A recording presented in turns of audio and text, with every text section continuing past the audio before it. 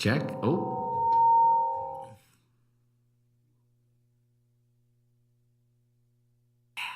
We're back here.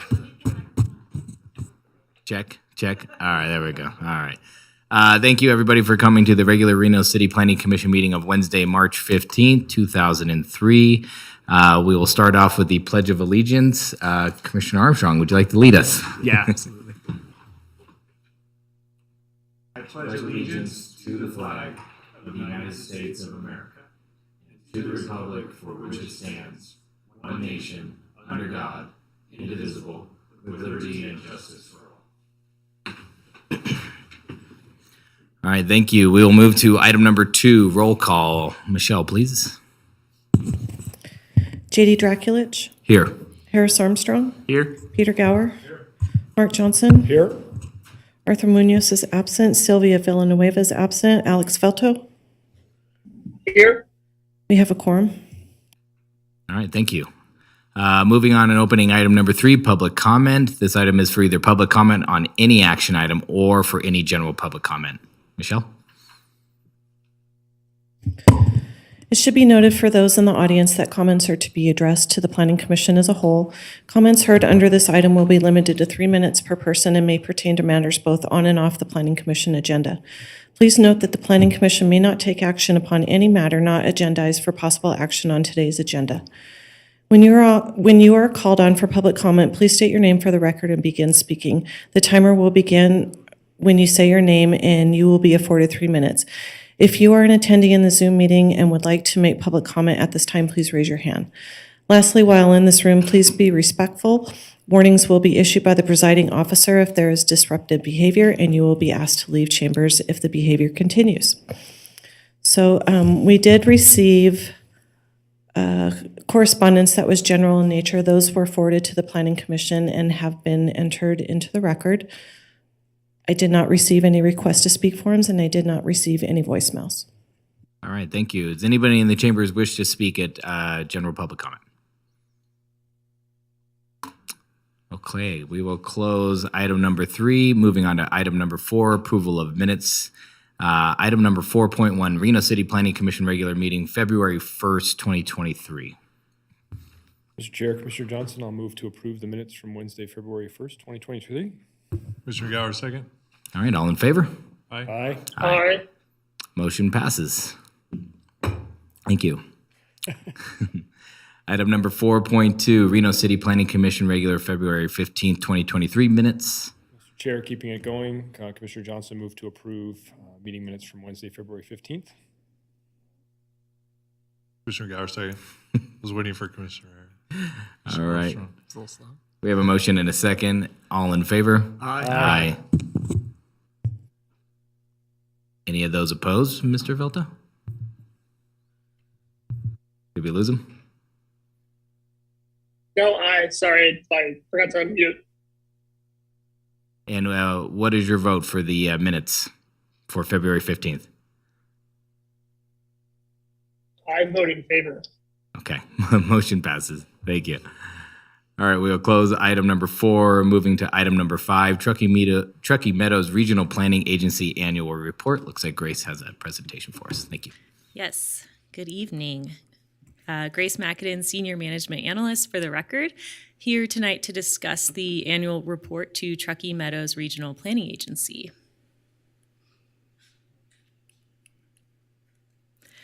So this report comes before the Commission every year. Both state law and the regional plan require local jurisdictions to provide an annual report highlighting the city's numerous efforts throughout the calendar year to implement the Truckee Meadows Regional Plan. This year, some of the highlights we will go over include affordable housing efforts, sustainability milestones, and some projects that had some regional impacts. So affordable housing continues to be a top goal for the City Council and the region as a whole. In 2022, the City of Reno waived $3.5 million in sewer connection fees for affordable housing. We waived $480,000 in building permit fees and approved 787 multifamily affordable units.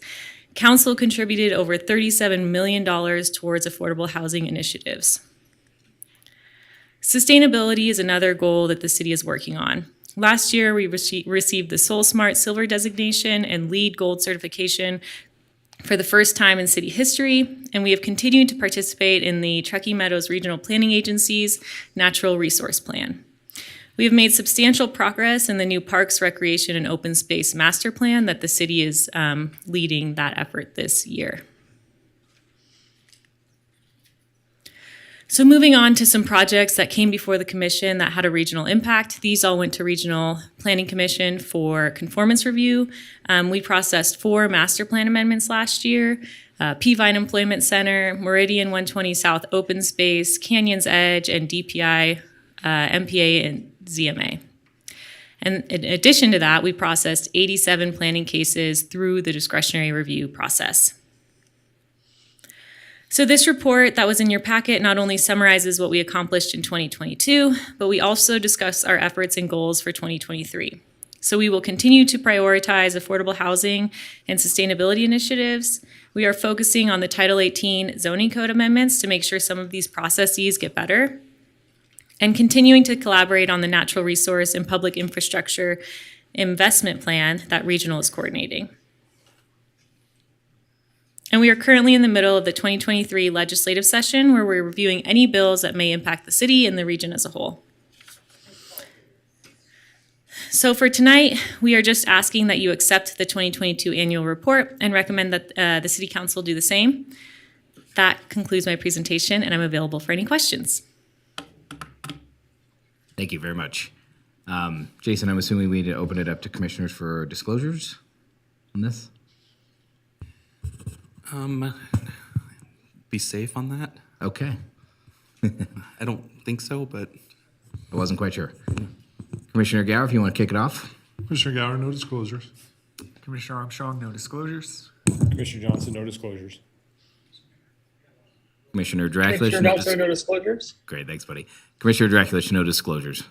Great, then I guess we will open it up to the commissioners for questions or discussion. Can we do public comment? Oh, I'm Just- so yeah, sorry. My apologies. Yeah, and do we have any public comment for this item? We did not receive any public comment, no request to speak forms, and no voicemails were received. Okay. Does anybody in the chambers wish to speak publicly on this item? Okay, seeing no one, we will close public comment and then move to the commissioners for any questions or discussion. Or a motion. Mr. Chair, I'm prepared to make a motion. First, I just want to, again, compliment staff on putting this together again this year. There's a lot of information that is compiled here. I like the fact that we saw 87 cases. That's kudos to us. Sorry. But anyway, thank you for putting that together, Jason, all the staff working on that. And based on that, I move to accept the 2022 annual report, recommend that council accept the same report and forward to the Truckee Meadows Regional Planning Commission and Regional Planning Governing Board. All right, we have a motion. Commissioner Armstrong, I'll second. Okay, we have a motion and a second. All in favor? Aye. Aye. Aye. Any opposed? No. Motion passes. Thank you, Grace.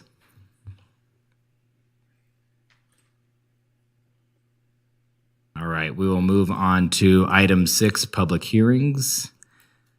Item 6.1, case number LDC 23-00047, Lux Locker Condition Amendment. And it looks like we're going to have a presentation from the applicant. We have David on the Zoom meeting. He will be presenting. We're just moving him into the meeting.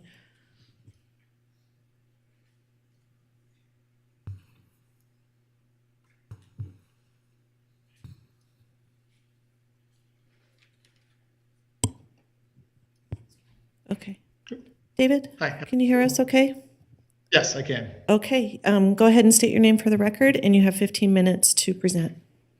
Sure. My name is David Ferretti. My address is 7324 Precourt Manor Way. I can share my screen here. Let's see. Oh, there we go. Is that the way to do it? Just share my screen? Yes, that's fine. Okay. And can everyone see it? Oh, there we go. Yes. So I'm with Lux Locker. We're back here again. We had approval back in December of 2021 through our massaging of the site and additional development of of our site, we were able to add a few more units. We went from, and this is why the main reason why we're here. We were going through our civil permit and our condo plat, and we got flagged for having too many units. It's an oversight by us, unfortunately. We're back here. We originally had 165 units, and we now have 184 units. Previously, when it was approved, it was a 115,000 square feet for the total project, and we're now at 119,000 square feet. Those are the significant changes from the last time it was approved. I can go ahead and walk you through this site. The use is still the same. We still have the Planning Commission conditions we still need to follow as well too. We can go over those if we need to, but we're not pushing back on any of these. This is an RV, a luxury RV and boat storage, although you can store anything legally allowed in there. This is an S1 use, no hazardous material, of course. The average size is about 15 feet wide, 15 feet high, and about 50, 60 feet deep. The unique thing about this site is we condo each one of the individual units out, and we're going through the condo process now with the city, and we sell them out individually. Lux Locker will then maintain the ownership of the overall site and be responsible for landscape, maintenance, security, and we collect common area maintenance fees to provide that service. This is actually our second site in the area. We have one in Spanish Springs that came online and opened their doors in 2021 as well too. It was very successful. It sold out pretty quickly, and which is why we're back here. We're on the corner of Panther Drive and North Virginia, up here in the north. This is a small area right off. There's a Mavericks right there, and just right off there, just west of the 395. The biggest change here. So this is our site plan. Before we had B, C, D, and E. This A has been slightly massaged to allow for a few units, and we condensed some of the smaller units, so we got more units out of them. Like I said, overall we added about 3% more, or 4,000 square feet. The materials, all the conditions, those aren't changing. Our drives aren't changing. So I'm happy to go over the project itself. If you want to spend more time, and I have additional pictures. This is the elevations that were all previously approved and weren't changing, but I'm really here to answer any questions the commission may have. I'll go back to the site plan here.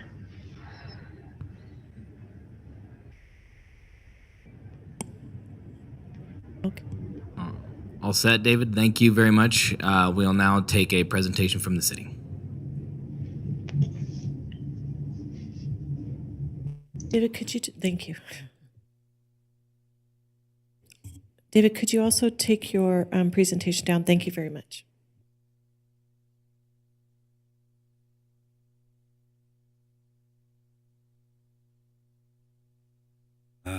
And I will. He's getting There we it, go. just a second. Okay. All right. So I'll be brief on this as well. As David indicated, Lux Locker was approved in December of 2021, and they have increased their request, the request is to increase the number of units from 165 to 184, 19 additional units. Here's the site. David showed you that as well. What changed? The increased unit count, which resulted from some efficiencies, 3.4% increase in building square footage, that slight grading modification and building A rotation that David talked about. The max fill decreased from 16.46 feet down to 1511. And I did also want to point out that the commission last time had added a condition regarding horizontal projections, and they have submitted elevations showing those horizontal projections as required by condition 12. This is a comparison of the previous site plan on the left and then the new site plan on the right. The building A circled in red shows the orientation, how it was modified. Here are the recommended findings for the tentative map and the recommended motion. Available for questions. Thank you, Jeff. Appreciate that. We'll now kick it to the commissioners for disclosures. Commissioner Johnson, please. Thank you, Mr. Chair, and Commissioner Johnson, no disclosures. Commissioner Armstrong, no disclosures. Commissioner Gower, no disclosures. Commissioner Draculich, familiar with the site. Commissioner Melto, familiar with the site. All right, thank you. We'll now open it up to public comment. Michelle, I don't see any requests to speak forms here. Do we have anybody who would like to speak? I did not receive any requests to speak forms, no voicemails, no correspondence was received. So I think you're good to go. I don't think we have anybody on the Zoom meeting that wishes to speak at this time either. No. All good? Thank you. Anybody in the chambers wish to comment on this item? Seeing none, we will close public comment and move to the commissioners for questions or discussion.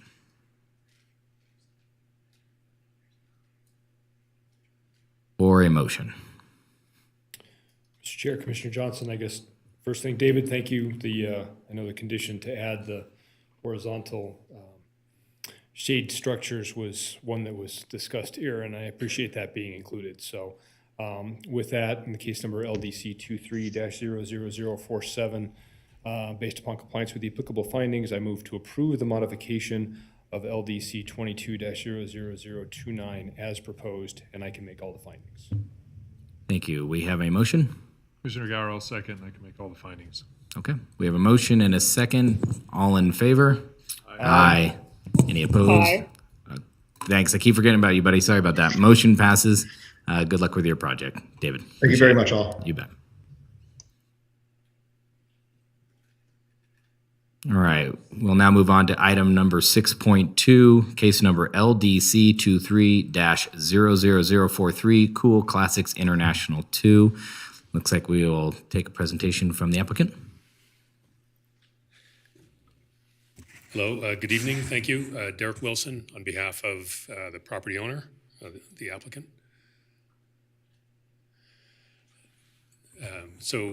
This is a small auto dealership, a little bit of a non-standard auto dealership that I'll explain in a second.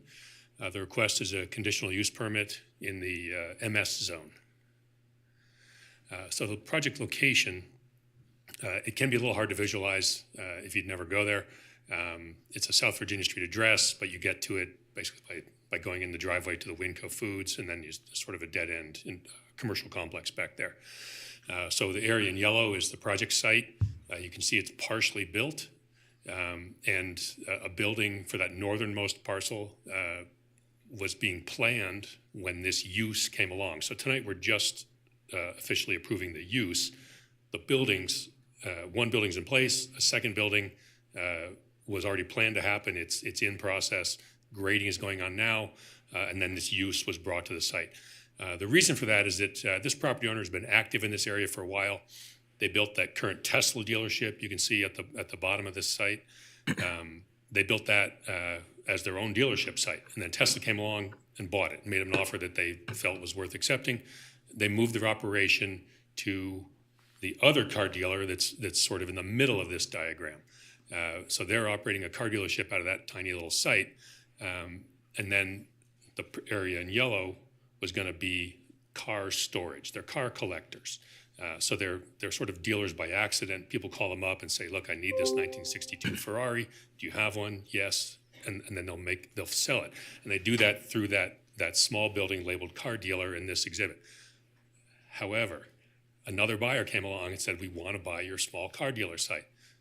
They said, fine, again, a good offer, they took it, but now they need to bring their car dealer license to the area in yellow. So they're bouncing around with where they actually sell their cars. So now they're storing and selling cars in the same location. Right now they're storing cars in that southern building inside the yellow, and then the second building that's under construction now was going to also be storage. Now they're just bringing the dealership license to that site. So I realize that's a convoluted thing, but it's important to understand that they haven't been in operation illicitly. This is essentially a new car dealership on a new site for them. As you can see, we're adjacent to the freeway. We're part of a commerce center, so it's primarily industrial buildings around us. Also, obviously, there are car dealer uses in the area already. We have 2 car dealerships adjacent to this project site, so it's not an unknown use to the area. Going to be roughly 68,000 square feet of space in the 2 buildings. The tan areas are the one existing and then the proposed building.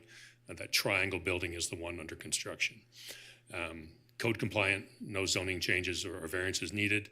The area is very well suited to bulk retail. There's a flooring business, a hot tub dealer, other car dealerships in the area.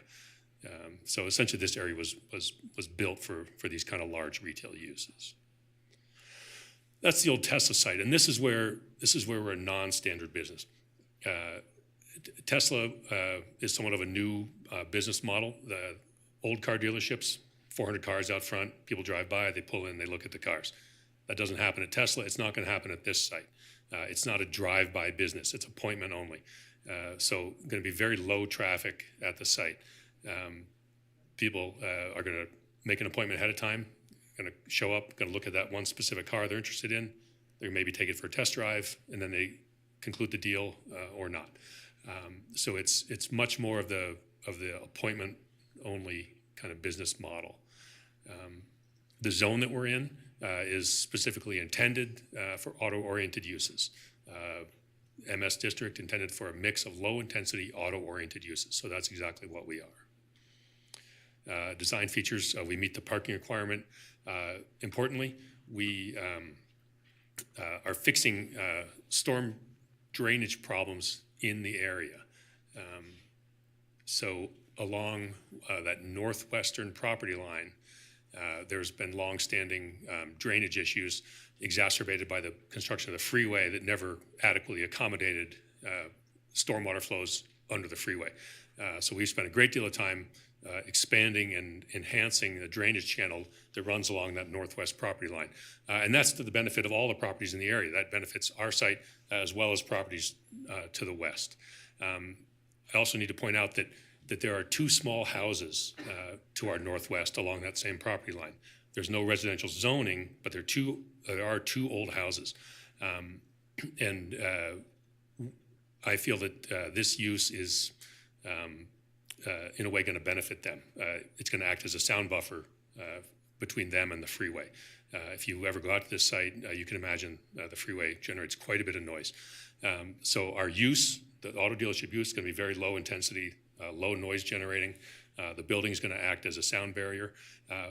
Another important feature is that we've been in touch with those owners throughout the life of the development of these 2 sites.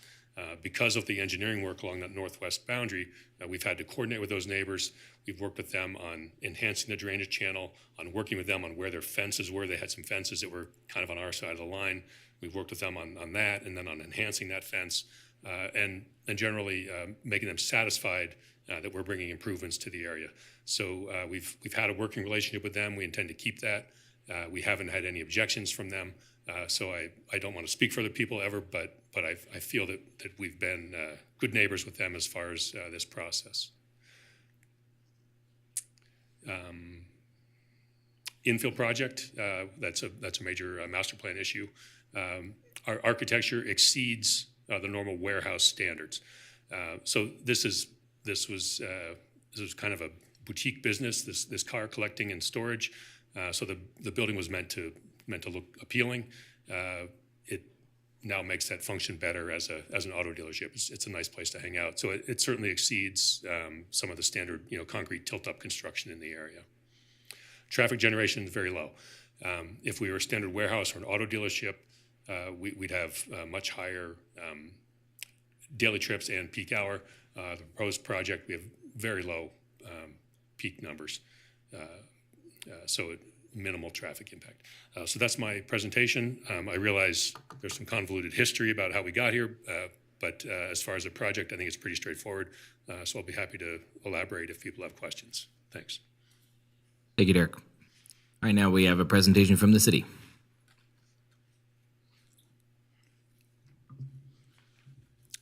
Okay, Jeff Foster, Associate Planner for the record again. Cool Classics International, LDC 2343. So the project site is approximately 3.13 acres over 3 parcels, as Derek indicated. The conditional use permit is just to allow the automotive dealership in the zone. Derek talked about the history. I'm not going to go back into that. I think it's worth pointing out that the existing dealership is in the old Vespa Triumph dealership building. That's where they're currently located on parcel 2, shown on the map where the CCI arrow is. And then you can also see the arrow to the Tesla, again, as a frame of reference. A grading and site improvement permit was approved that is allowing the work that's underway that Derek referred to. The building is not under construction, just the site improvement work is under construction. The building has not yet been permitted. But again, the entitlement is just for the use, not for the building or any kind of design elements on the building. And then again, the vehicle storage warehouse on the parcel 06. The key issues that staff saw are building and site design, residential compatibility, and hydrology and drainage. Just as a frame of reference, the top picture is the existing building, Cool Classics International. The bottom building is the warehouse building on that lower parcel. And then in the picture on the right, which you also saw in Derek's presentation, but I've circled the drainage channel. That's the drainage channel along that western or northwestern property line. So you can see kind of where that actual drainage channel is at. So here's the master plan and the zoning. A couple more pictures just because they're fun and to take. And it was a pretty day, unlike most days in the last several weeks. So the site, the upper left corner is a picture looking north. The drainage channel that you can see is just kind of off to the left. You can see it right there, maybe above that cone on the left. The picture to the right is a mini storage that's just on the other side of the fence line on the west.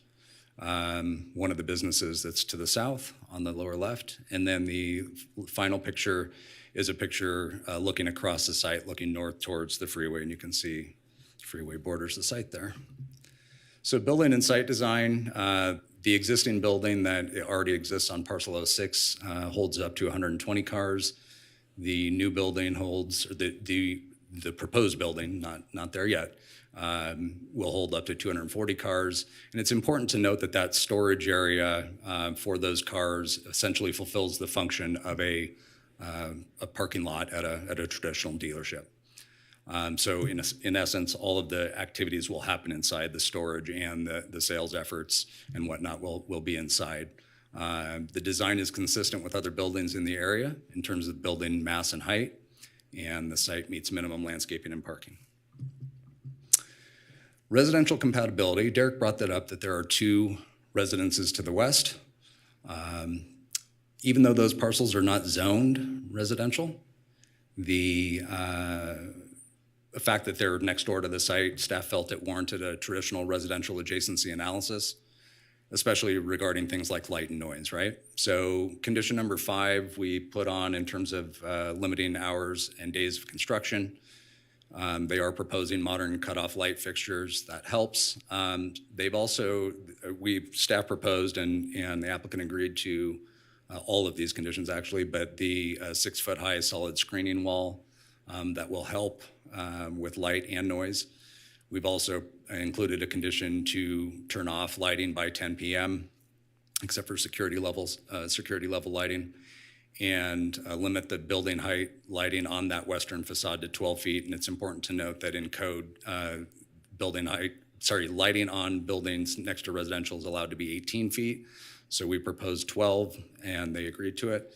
Also, condition 8 includes limited hours of operation. The noise should be low due to the business model. Derek suggested that, and we agree.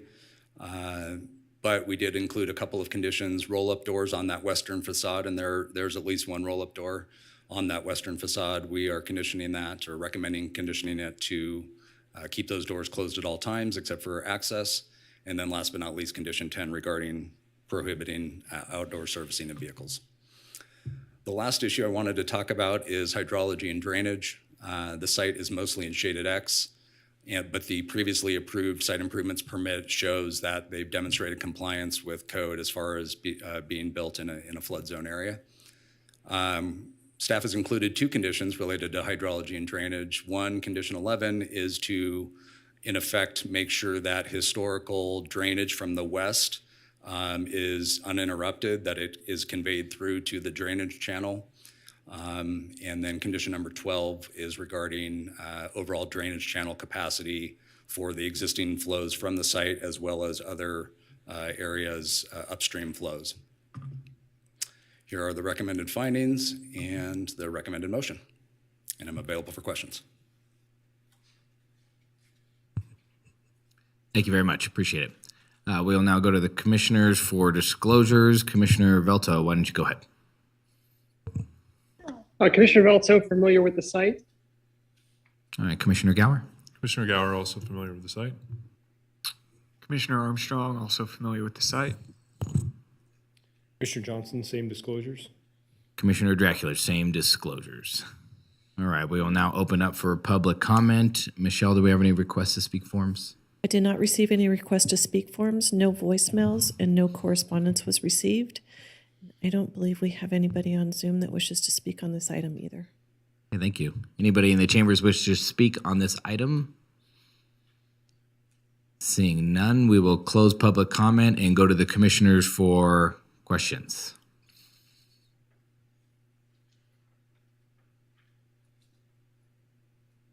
Chair, Commissioner Johnson, question for you, Jeff. Just as in terms of looking at this, obviously this is a conditional use permit for, what is it, essentially auto dealership. Correct. So we heard in the presentation, both from the applicant and from yourself, that this is, I guess, not the traditional type, that we're looking at storage of the cars on the interior. We've got a limited parking space outside. I guess from staff's perspective, certainly the reason why this conditional use permit exists in this zone is to address traffic, lighting, all of those things that happen with a traditional situation. As you said, if the building's not built yet, I know it's planned, I know there's grading and everything going on, but did staff sort of review this from the perspective of this could be maybe a traditional, that is a difficult point to access if this was to be maybe more of a heavy traffic generator, but we're being asked to approve that as an overall use. So how did staff sort of review the idea of an auto dealership of more than 12 cars with this particular location? So I think we reconciled that with the fact that it's all indoors, so there's not, you wouldn't have there's no room for outdoor parking or outdoor storage of the vehicles and in that more full-scale auto sales approach. Okay, so the idea is you were looking at the specific design that was being looked at for the building, not so much the idea of the use per se, because the use was going to be within that building? That's a fair statement. Yep. Thank you, appreciate that. Yep. Thank you, Mr. Chair.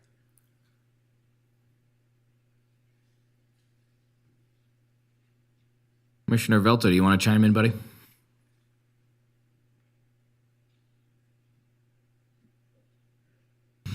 No questions here. Thank you. Okay, thank you. Any more questions? Do we want to move into discussion or entertain a motion? Mr. Chairman, I'm ready to make a motion if there's no discussion. Please. Okay. Case number LDC 23-00043, Cool Classics International 2. Based upon compliance with the applicable findings, I move to approve the conditional use permit, subject to the conditions listed in the staff report, and I can make all the findings. Thank you. We have a motion. Commissioner Armstrong, I'll second. All right, we have a motion and a second. Any more discussion? All right, we'll take a vote. All in favor? Aye. Aye. All right, motion passes unanimously. Good luck with your project. Thank you. All right, we'll close that item and move on to item 6.3, case number LDC 23-00046, Battleborn Football Club Complex. And it looks like we'll take a presentation from the applicant's representative.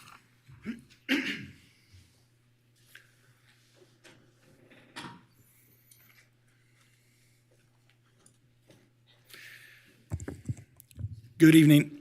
Excuse me. Gabe Whitler, Odyssey Engineering. Here to present the Battleborn Football Soccer Complex. This is a request for a conditional use permit. I'm going to touch real briefly on the project itself. We've got a lot of technical stuff to get through as part of our request, and so I'm going to try and keep my presentation focused on that. But I would like to say this is a really special opportunity that our community is presented with to be able to bring professional level soccer here, offer opportunities to our youth that are currently not in this market, in this region. I feel that everybody's probably received a fair amount of positive feedback on this project, and I think it's fair to say that anyone who's looked at this can understand that this is a great opportunity for the region as well as our state. So with that, I'm gonna dive into the technical details of the project so we can get through that. So the project's located just south of Parr Boulevard. Here in yellow, this is Parr Boulevard, the jail. It's right along 395, and it's located slightly east and north of some residential with some significant buffering. The site's already been had a zone change with the previous project. Some of you might be familiar with a project that came through a couple of years ago for a hobby condo, very similar to what you just heard earlier this evening, but that project didn't come to fruition. So they did do the zone change to bring it into conformance with the master plan, which is also mixed employment. And the surrounding parcels still have a mixed use suburban designation. Hasn't been upgraded to the current master plan yet.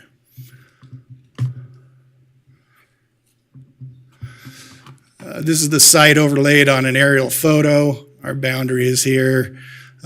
This is Benny Lane. The site will take access via a public cul-de-sac. That cul-de-sac's already been mapped, offered for dedication with the previous project. It'll be constructed as part of this facility. You see the adjacent neighbors. Immediately adjacent are commercial, industrial type uses. The site's essentially vacant, undeveloped, with the exception of some grading that took place a number of years ago. Again, directly adjacent to 395. This is the actual right-of-way line here. There's a significant buffer between existing edge of oil and the right-of-way line. This would be the closest adjacent single family. It's actually, I believe, a mobile home park and a multifamily development to the west. There's a significant amount of vertical relief up to the apartments, and there's actually a ridge here, and these are located significantly lower than the proposed project. But it gives you an idea. There's also a significant encumbrance of NV Energy overhead power and easements that go along with that. So you're left with a fairly small amount of area on this parcel that you can build permanent structures. So as is consistent with this corridor and this utility network, things like walls, site work, parking, driveways, fences, that kind of thing are allowed in that. And so we've utilized some of that for parking and field layout. This is a landscape rendering of what the site will look like developed. We're going to use our tiered slope with walls for landscape buffering. It helps with not only get the site up higher than the freeway to create a visual buffer as you're looking into the site, but also to make up grade. We have significant grade to make up across the site, so we'll use tiered walls, parking, another tiered step, a clubhouse facility, a main field with bleacher system, and 2 secondary fields. And then we have some amenities, including futsal, which is a smaller version of soccer, and some pools, that sort of thing. So with our request in the mixed employment zoning district, we're requesting the use of a sports arena or stadium. That is a conditional use permit request. We also have grading with cuts deeper than 20 and fills greater than 10 feet. And this site triggers a hillside development.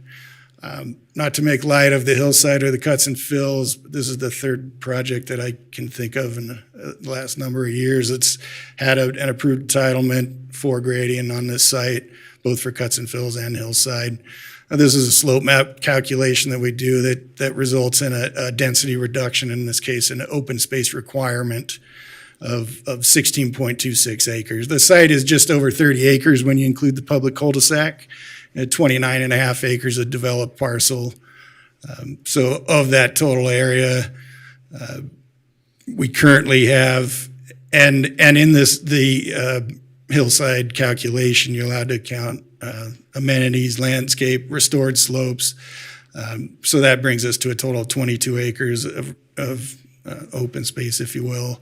The calc is 16.26, and there's a condition addressing that we'll get to here in a little bit. Our total developed area, if you will, is about 7.5 acres, not including the amenities.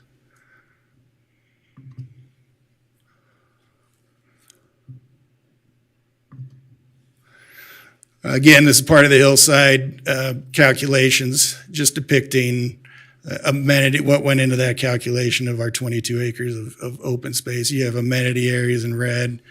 The light green is formal landscaped areas. The yellow would be restored slopes, a combination of landscaping, revegetation, slope stabilization, and then native open areas around the perimeter, obviously out. And these are the steeper zones of the site. They also are encumbered mostly by NV Energy infrastructure. This is, again, the overall site, just in a simple layout. So the site will include the 3 fields, the main field with up to a 5,000 seat capacity stadium is the goal. That number is mainly driven by Major League Soccer's requirements that you need to check a couple boxes in order to qualify for that style of event, in order to even be able to bring that type of entertainment to the area. Again, parking, the site was really dictated by the grade and what we could fit in here as far as parking goes, and we'll get into access and traffic counts here in a little bit, but this is the general overall layout. Another part of our request is the cuts and fills. The red is areas of greater than 20 feet of cut. Green is areas of greater than 10 feet of fill. While we're here, we'll touch on storm drainage. This is Ward 4, technically part of the North Valley's ward. So drainage is sensitive out there. I will mention this drains back to the Truckee River. It's not part of the closed basin drainage. We will be meeting our code requirements to mitigate increase in runoff caused by development. So there's really 3 NDOT basins that we need to mitigate. We're doing that with a series of ponds.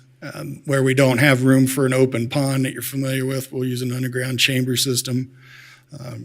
It's basically an underground storm drain that provides volume, so you can mitigate for increase in flow rates. There's no requirement here for retention, since we don't drain to a closed basin.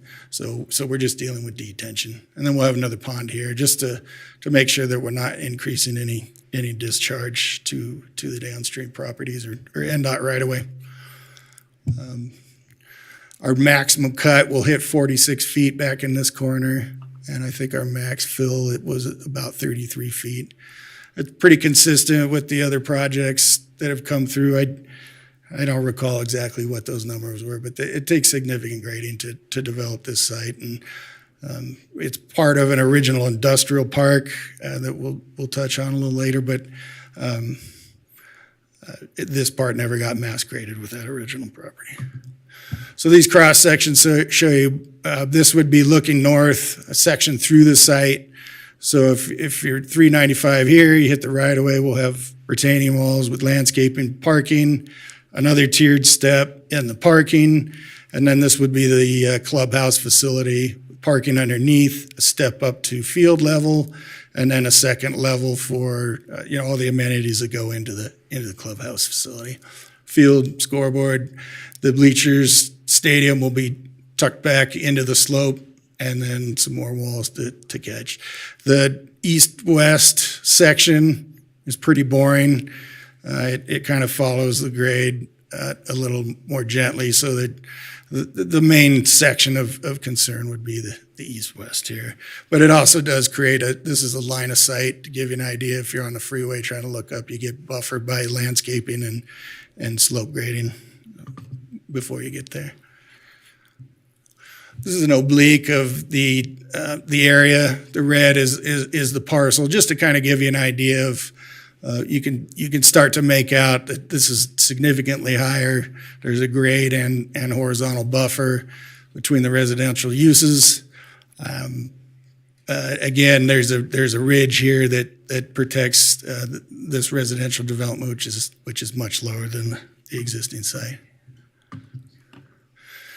These are just some renderings that were prepared prior to this project. Just large disclaimer, this is not site specific. It just kind of gives you an idea of what we're trying to put together on the site. Obviously, we had to rearrange things to make them site specific, and there's some conditions to make sure we're using neutral color palettes, that sort of thing.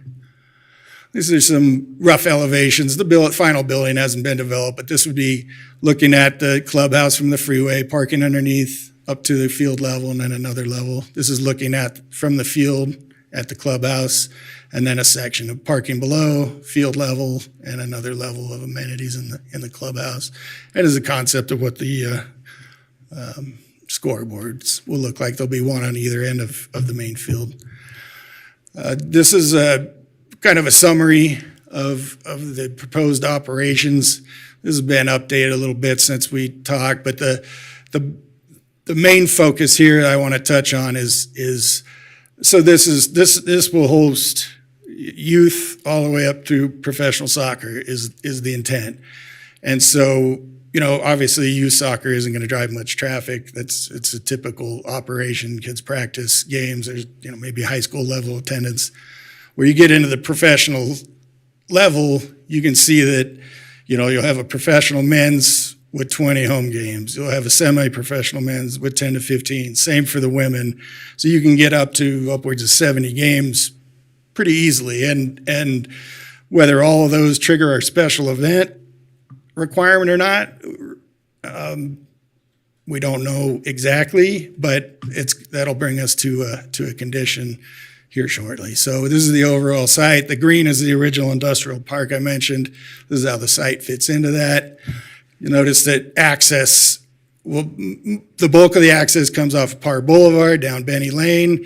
There's also Parr Boulevard to Ferrari McLeod. So there's 2 points of access. The west court is being over-constructed at 40 feet wide. So it could technically be set up with some traffic control to allow 2 lanes in and then reversed at the end of the game for 2 lanes out, 1 lane in, that sort of thing. We've worked through this with the fire department. There's a secondary emergency access through the adjacent parcel, and they were okay with what we're proposing for access points. This is, again, as part of our application, we've included a traffic report.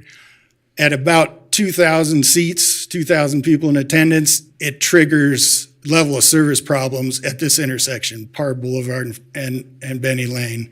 And so there will be some temporary traffic control needed for those larger events. So as part of our special event permit, anytime they've advance ticket notice that they're going to be exceeding that threshold, they pull their special event permit and do the temporary traffic control for that style event. And then there's opportunities at these other intersections, but the current traffic report doesn't recommend that's necessary.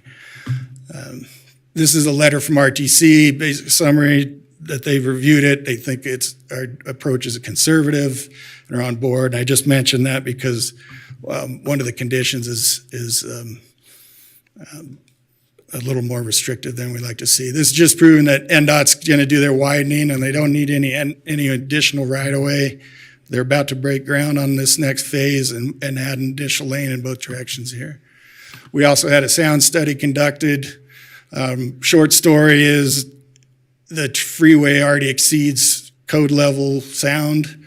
They took a 6,000 seat event and modeled that into our site to prove that we're not making the noise condition any worse with the addition of this facility. So with that said, I'd just like to say thanks to staff for working with us to get us here. We do have a couple conditions that we'd like to amend, and as I understand it, another letter just came out this evening right before the meeting, which is modifying some of those conditions. So I'll let staff do their presentation, and then we can dive into those modified conditions. The primary condition is the limiting of 12 special events on this site. We're trying to word it so that there's non-sporting and there's sporting events. It's fine, non-sporting events, 12 a year, that seems reasonable. That seems in line with other special event venues around town. But if you limit the sporting events on the site, it's essentially a fatal flaw. You can't operate a professional level facility like this with 12 games a year if they're going to get to that level. So our traffic engineers here would love to give you some feedback if you have any questions on that. The applicants here is very passionate about this, and if you have any questions about the operations and what this means for our community, we'd love to speak as well. And thank you. Thank you very much. We appreciate that. Now a presentation from the city. Okay, Jeff Foster, Associate Planner for the record. So here's LDC 2346, the Battleborn Football Club Complex. As Gabe was talking about, the site is approximately 30 acres in size. He mentioned the previous Westcourt Hobby Condos project that was approved along with the zone change back in 2021. Obviously never came to fruition. The current project includes 3 artificial turf soccer fields, a futsal court, pool, a clubhouse, arena-style bleacher seating for approximately 5,000, field lighting and parking. And the conditional use permit is specifically to allow development of a sports arena or stadium in the mixed employment zone, cuts deeper than 20 feet, fills greater than 10, hillside development. I would also point out that the applicant came in with a major deviation request regarding lighting. However, that was not necessary because code allows recreational facilities to exceed the standard lighting restrictions in the code. So that major deviation was ended up not moving forward. So the key issues are land use compatibility, hillside development, building and site design, operational impacts, and then where the rubber really hits the road, no pun intended, are traffic and public services. So we'll get to those at the end. Master plan and zoning map, mixed employment, as Gabe indicated.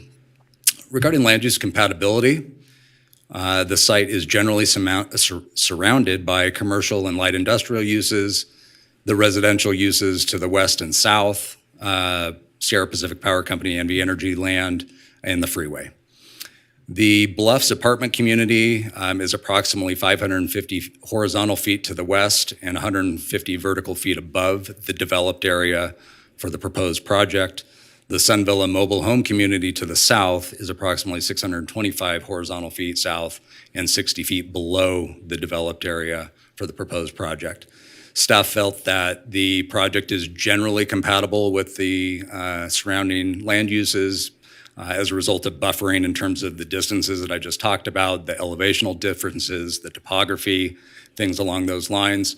Also dealing with restrictions on operating hours as conditioned, as well as the fact that the ambient noise environment is already very loud, as indicated in the noise study.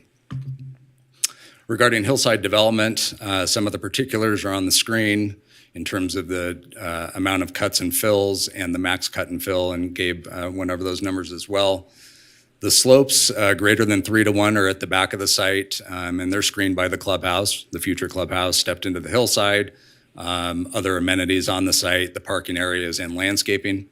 And the applicant is proposing benched retaining walls generally between 10 and 15 max height. The hillside development further, as Gabe went through the numbers, 16.26 acres of required open space based on the slope analysis. They are proposing the 22.13 acres, and staff specifically requested this exhibit to show what was comprised, what went into those 22.13 acres. No need to spend any more time on that as he already presented that. Staff did include a condition, number 5, requiring the native open areas and the restored slope areas, so the dark green and the kind of the mustard color areas, to be preserved in perpetuity through deed restriction. Building and site design, you have your 3-story clubhouse. Again, the applicant went through those things. We did ask them to agree to condition number 7 regarding a neutral color palette to blend into the surrounding landscape as a result of one of the master plan policies, and the applicant agreed. We included condition number 8 to limit the visibility, to ensure limited visibility of the scoreboards. The applicant already proposed them on the ends of both ends of the primary field, the main field, but staff included condition 8 to make sure that that's where the scoreboards went, to limit the visibility from Highway 395.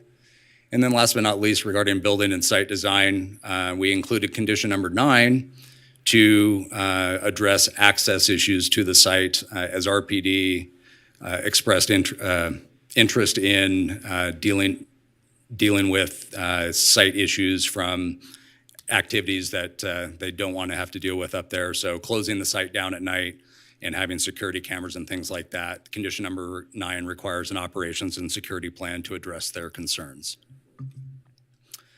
Regarding operational impacts, lighting, as I mentioned earlier, code allows recreational facilities such as parks and in this case the soccer complex to exceed things like the total amount of lighting on the site.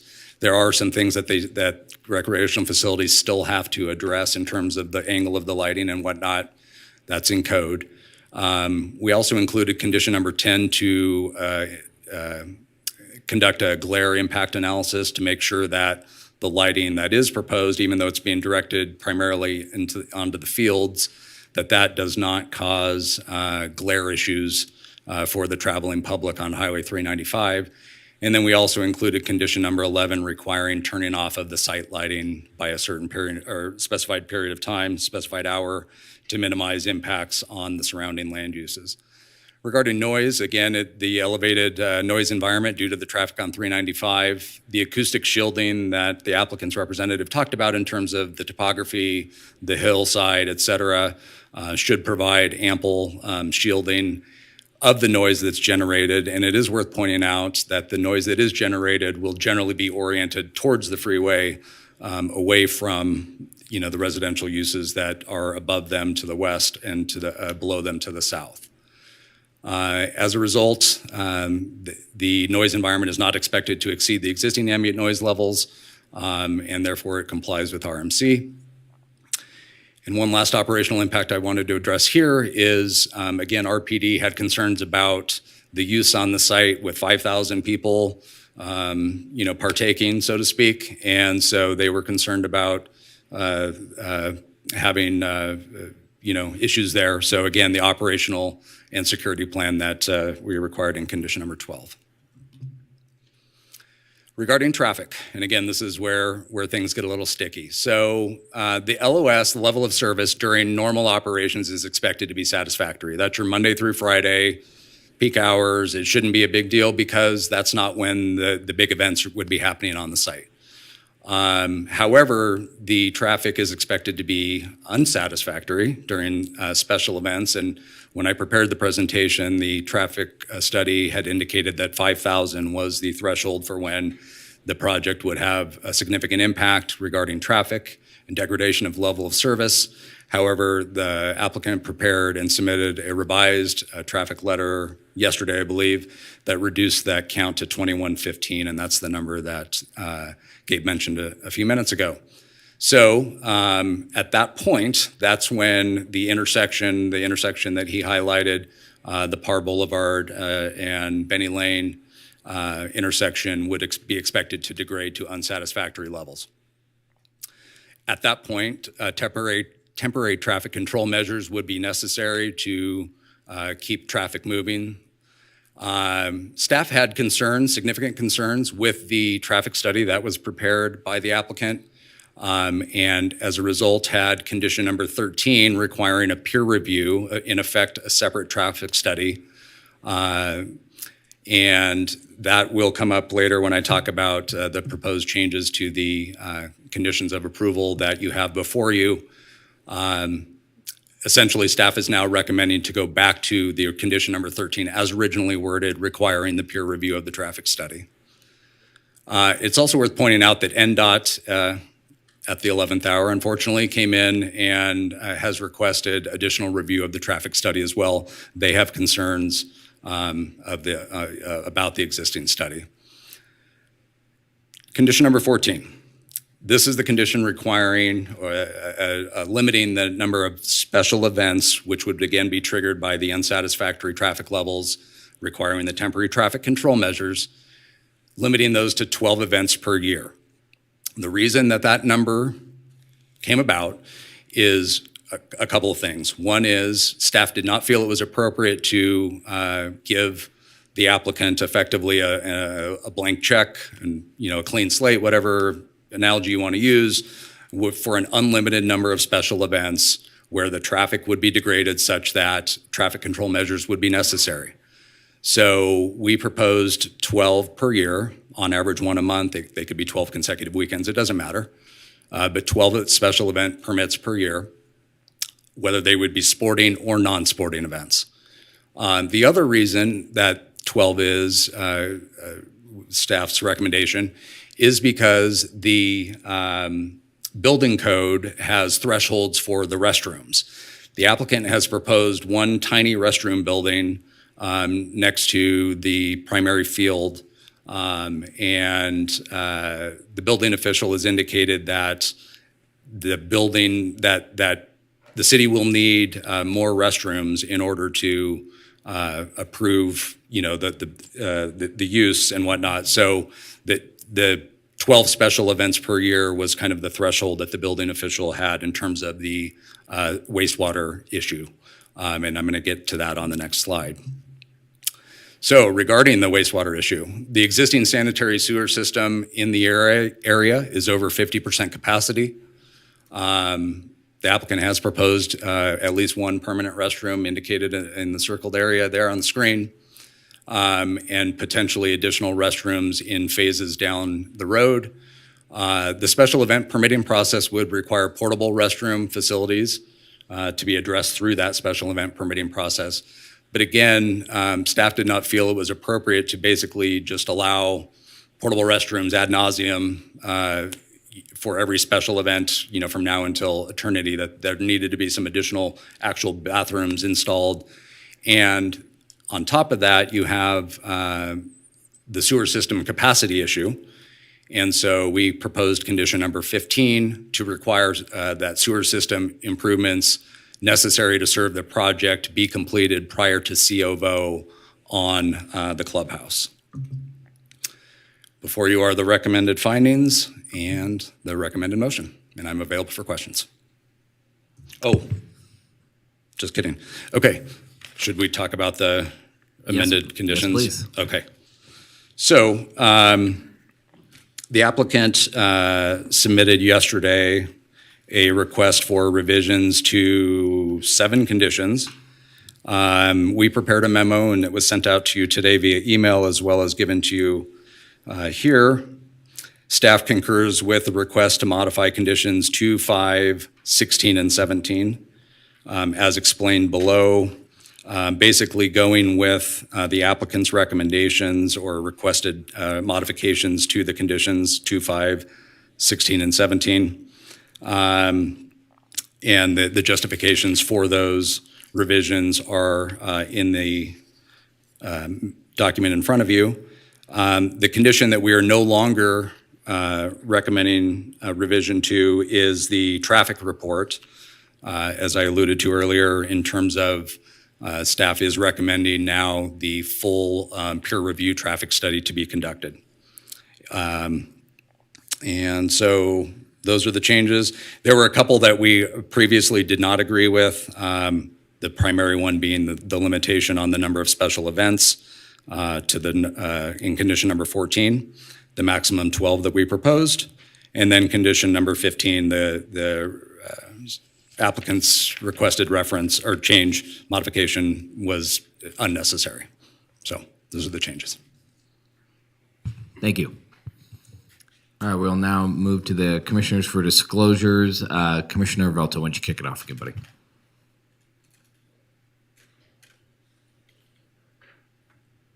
Commissioner Velto, familiar with the site, received and reviewed emails in support as well as from the city staff, and I believe that is all. All right, thank you. Commissioner Gower? Thank you, Commissioner Gower. Familiar with the site and received and read correspondence. Commissioner Armstrong, I'm familiar with the site and I read and received emails. Commissioner Johnson, familiar with the site, received and read emails, and met with the applicant and the applicant's representative. Commissioner Draculich, read and received emails and familiar with the site. All right, we will now open it up to public comment. Michelle, I don't have any requests to speak forms over here. Do we have everybody on Zoom or anything over on your side? I did not receive any requests to speak forms. We did receive correspondence. There was 110 in favor of the project, 2 were opposed. We did receive a voicemail. All correspondence was forwarded to the Planning Commission and have been entered into the record. And I don't know if we have anybody on Zoom. No, nobody on Zoom is raising their hand, so we'll transition into the voicemail if you're ready. Thank you. Please do.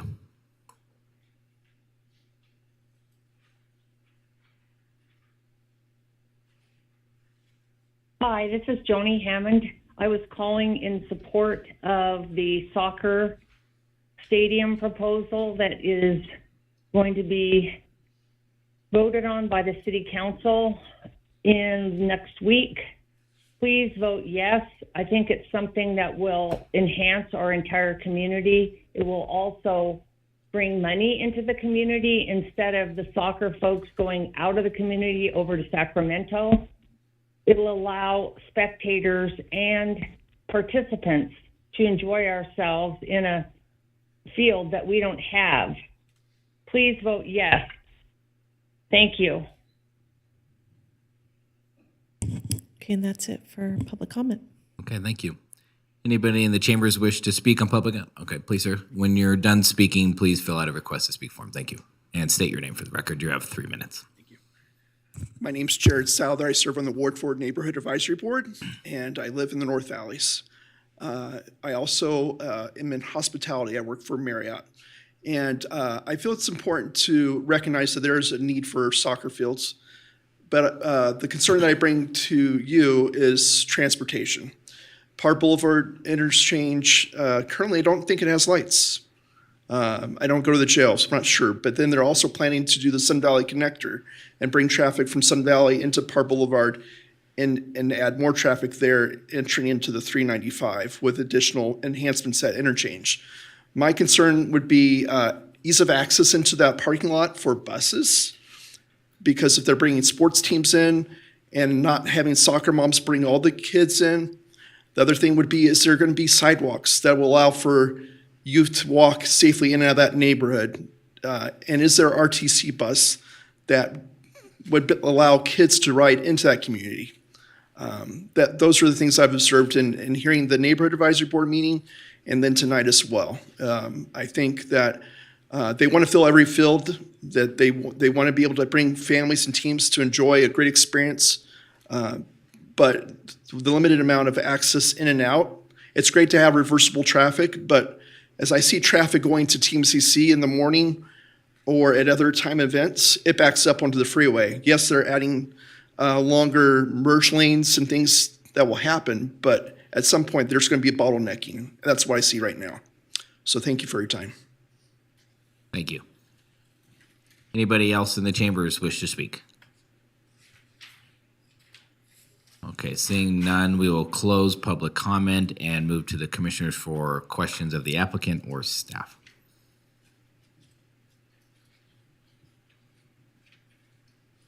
I think my question is going to be for staff or maybe specifically the engineer, but we've heard some, I think, appropriate concerns around traffic, particular Ward 4. Are those going to be illuminated through this peer-reviewed traffic study? Like, what are the parameters that it would actually address? Will it dictate whether or not you need an additional traffic light or accommodating access for certain types of vehicles, like a busing, given the nature of the complex? So in general, Mike Michelle is going to speak to the issue as well, but in general, the report deals with when traffic controls would be necessary, i.e. temporary traffic control measures, not necessarily full-scale improvements. So, Mike, do you have?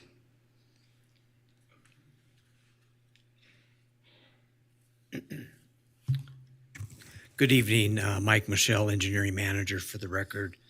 I think this is a great project, but traffic is a concern.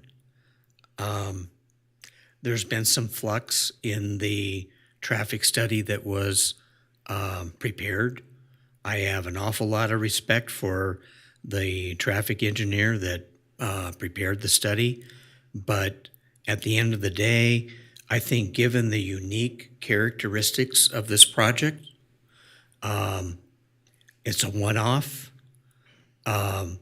There are unique assumptions that are made in the traffic study. And again, nothing against the traffic engineer. It's a unique project.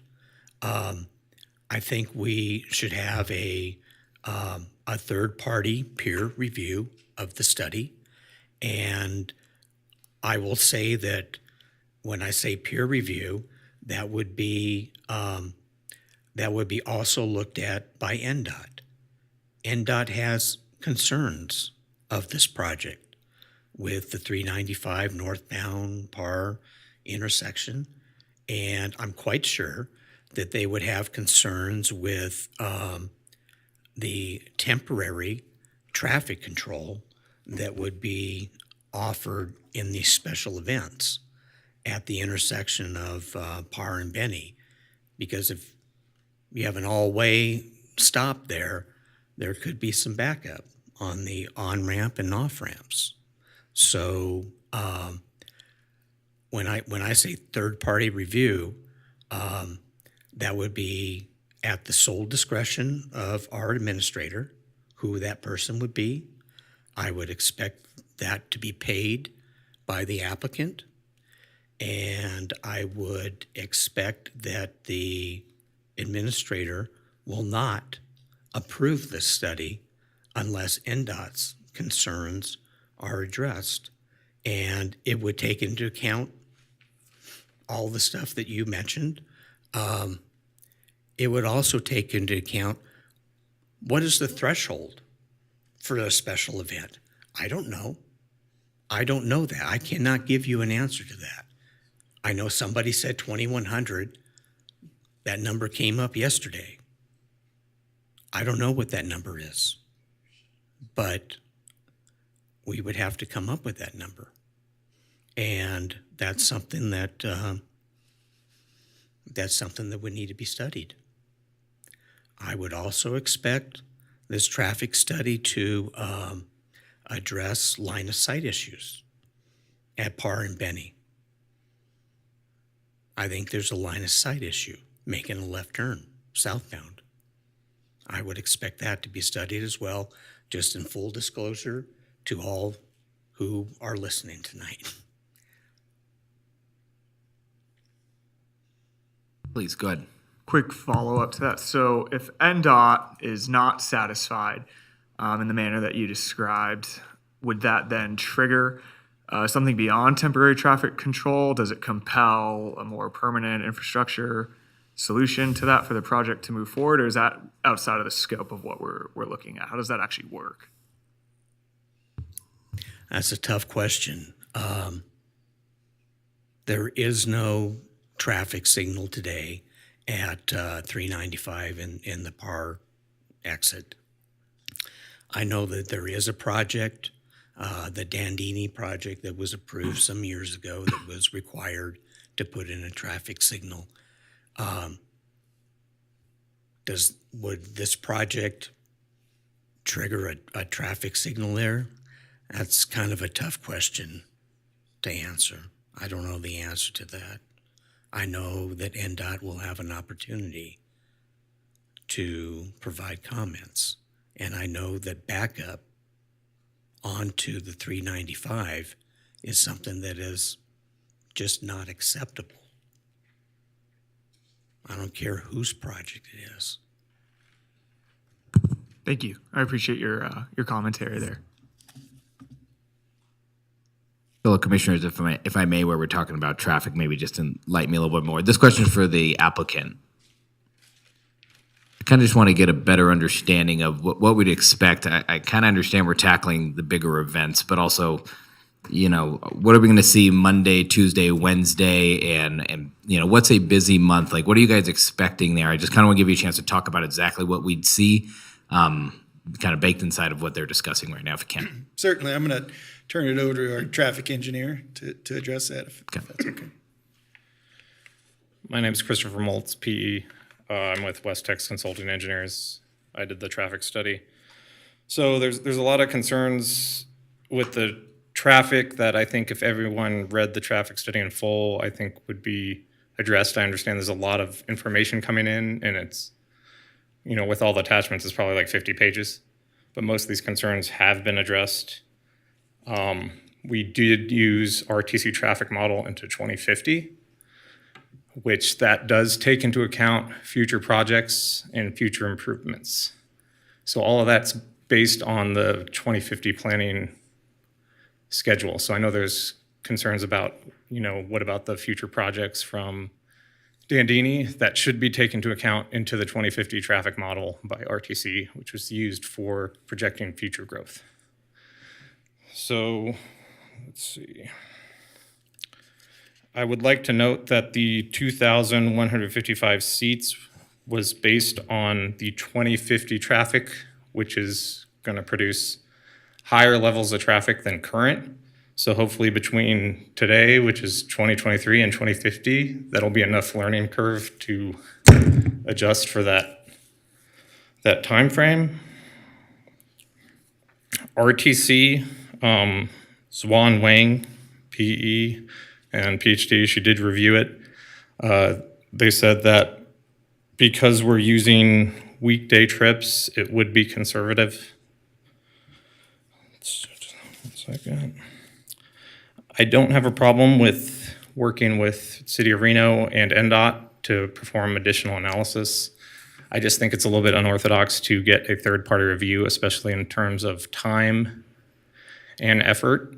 I already have a traffic software that's there, so for me to make changes is really easy and do all the what-if scenarios that City of Reno or NDOT wants, but to hand that over to someone else, it kind of is working backwards. Yesterday I had a 30-minute phone call with Tom Landry with the City of Reno. One of the assumptions that seemed to be a big issue was I assumed that during the peak hour, most of the traffic would be coming in. 70% of that was coming in and 30% out. It is the opposite of what the ITE shows, but the reason is it was midday peak hour, and I assumed that most traffic would be coming in. In order to appease that request, I reverse calculated the volumes, once again, under 2050, and level of service improved when we did an outflow instead of an inflow from the site. And the reason for that is when you have that left turn, that can't go with traffic, but if you have right turn, most of the traffic is going to turn right onto Parr Boulevard and onto 395. Most of that traffic can coincide with, you'll see gaps and make turns. You need a lot more of a headway and space to make that left turn into the site. There are issues existing. I don't know if you've ever been on Parr Boulevard at rush hour, if any commissioners have or not. It backs up onto the freeway. For that reason, I specifically requested, hey, we can't do special events, probably within 1 hour of rush hour on weekdays, because it's not going to help the situation at all. But during Saturday, it's really not bad. Any congestion issues, I think, are from, is there an aerial of the bridge or the roadway over 395? I don't know if that's available. We'll bring it up just Okay. in just a second. So the issue with that is, and the reason traffic backs up is you have people coming from Sun Valley and TMCC, and they want to go south onto 395. You can use the mouse as a pointer. Oh, I can? Okay. Okay, so you have TMCC over here, Dandini turns into Par. Everyone here, there's a roundabout over here. It's actually faster if you get off the freeway here and make a right and go around the roundabout and come back. So you could tell I've driven it a lot. The issue is people here want to turn left onto the freeway, but all the people from Par Boulevard, there's no control here. So everyone from Par Boulevard free flows and prevents these people from turning left, and there's not a separate left turn lane that's long enough here. And this backs up here because everyone wants to turn left south at rush hour, but everyone from Par Boulevard's turning right. They're not able to do it. So really most of the access issues are the bridge, not Par Boulevard itself. And during a special event, we won't have these people coming out of TMCC, getting off work, turning left, blocking the intersection here. Everyone would be coming in all the way down here to the left. And that's why I kind of left it open-ended. I just said, hey, it's failing. We need temporary traffic controls. I want the city of Reno to review it. I want them to approve the traffic control plan for the event, but I don't think those semantics need to be sorted out at this phase rather than city of Reno needs to review it. City of Reno needs to approve the traffic control plan. RTC is good with it. We haven't heard back from NDOT yet. I think if the commissioners have any questions for me directly, that would be great.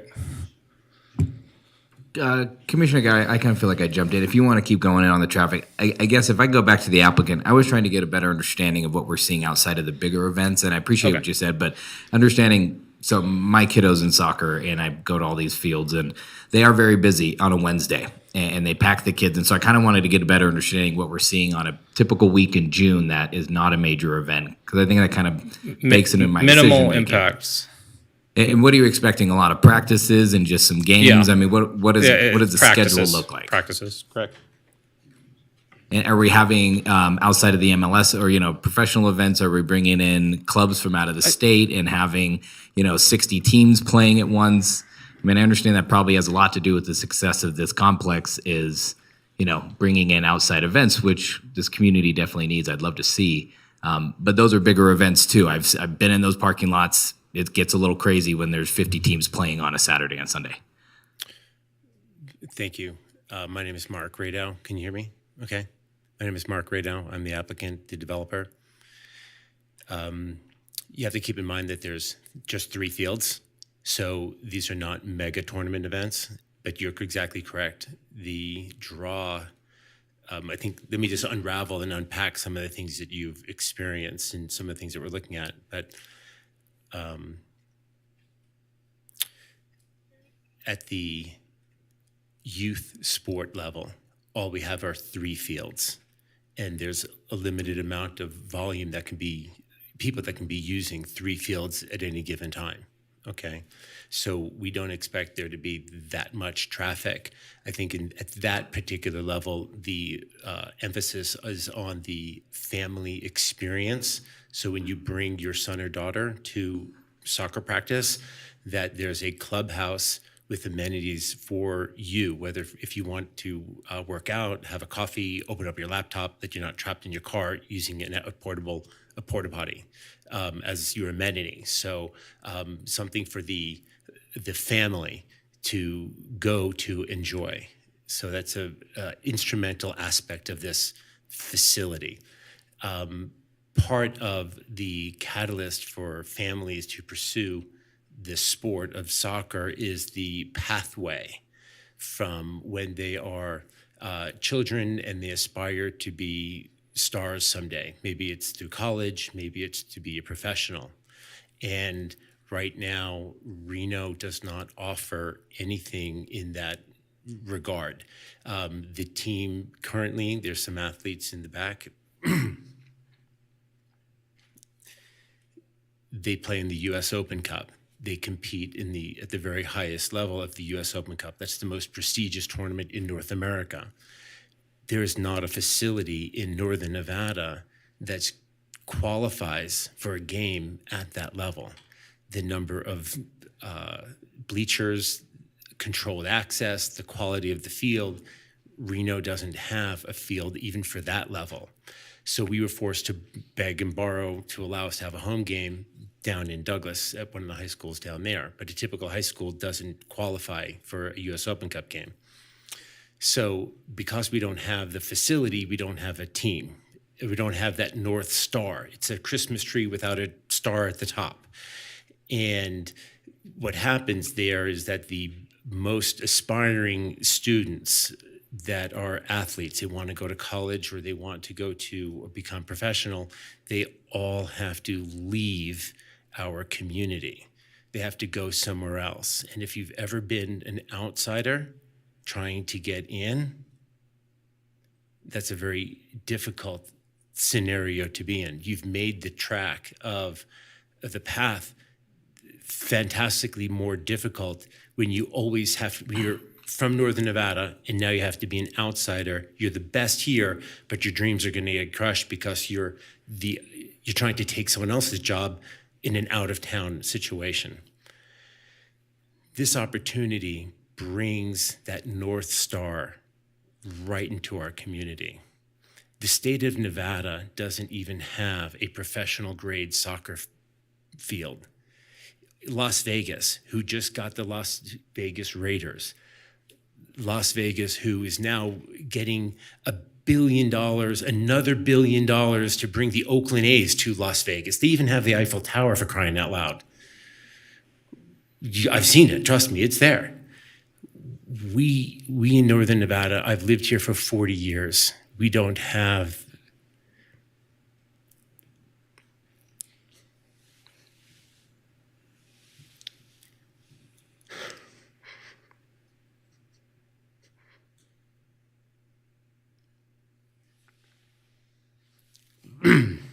sorry.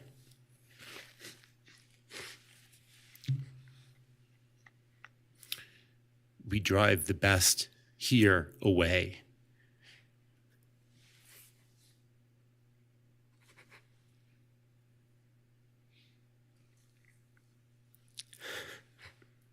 Mr. Chairman, while Mr. Radar composes himself, and I appreciate the passion that you bring to the project in your vision, and I think just following up on the Vice Chairman's question, I think what we're trying to understand a little bit more is the nuts and bolts of your vision and how that plays out on a kind of a daily basis at the facility in terms of how many people are going to be there. You talked a little bit about only being 3 fields, and that can only accommodate so many people. I understand that, but we've heard these various numbers: 5,000 people, 2,000 people. Sure. Can you talk to us a little bit about kind of that spectrum of events that could potentially occur there? Absolutely. Thank you, Commissioner Gowler. The use Monday through Friday is for kids and families in a club. We would expect maybe 1,000 families to be members of the club and utilize the facility, and kids, moms and dads using the facility. And they would rotate through a few times a week into the facility, generally after school.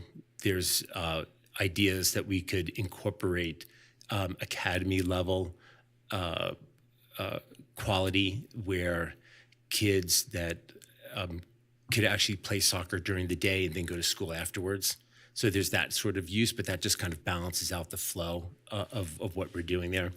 I don't really see that as, that's not a spectator-driven activity. None of these are spectator-driven activities. Weekends, we plan on having youth leagues, the very youngest kids, 4, 5, 6, 10 years old, looking to participate in the sport. These are not spectator-driven activities. These are user-driven activities for families to come enjoy the project. And those are not going to, the facility will look more empty than full, to be fair, okay? The reason for the big numbers, the 5,000, I didn't make that number up. The U.S. Soccer Federation dictates to us how big the facility has to be. It's not generated by us. If you don't have a facility that has 5,000 people, you cannot have a professional soccer team. It's that simple. Okay, and right now, the number of 21, now I don't know if we're gonna have a sellout. I'd love to have a sellout. I hope you guys come.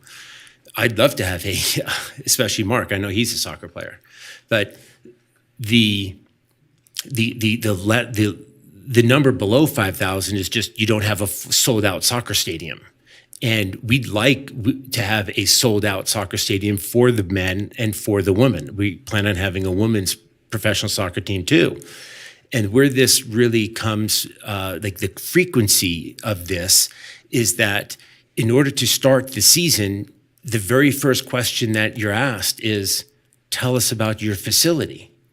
And if you don't, check box number 1, how many people fit in your facility? Check box number 2, is it controlled access? So it's all about the facility. But if you don't get past check box 1, 5,000 seats, you don't pass go. So assuming you get to that, you get the facility, it has the capacity that's required to check that box.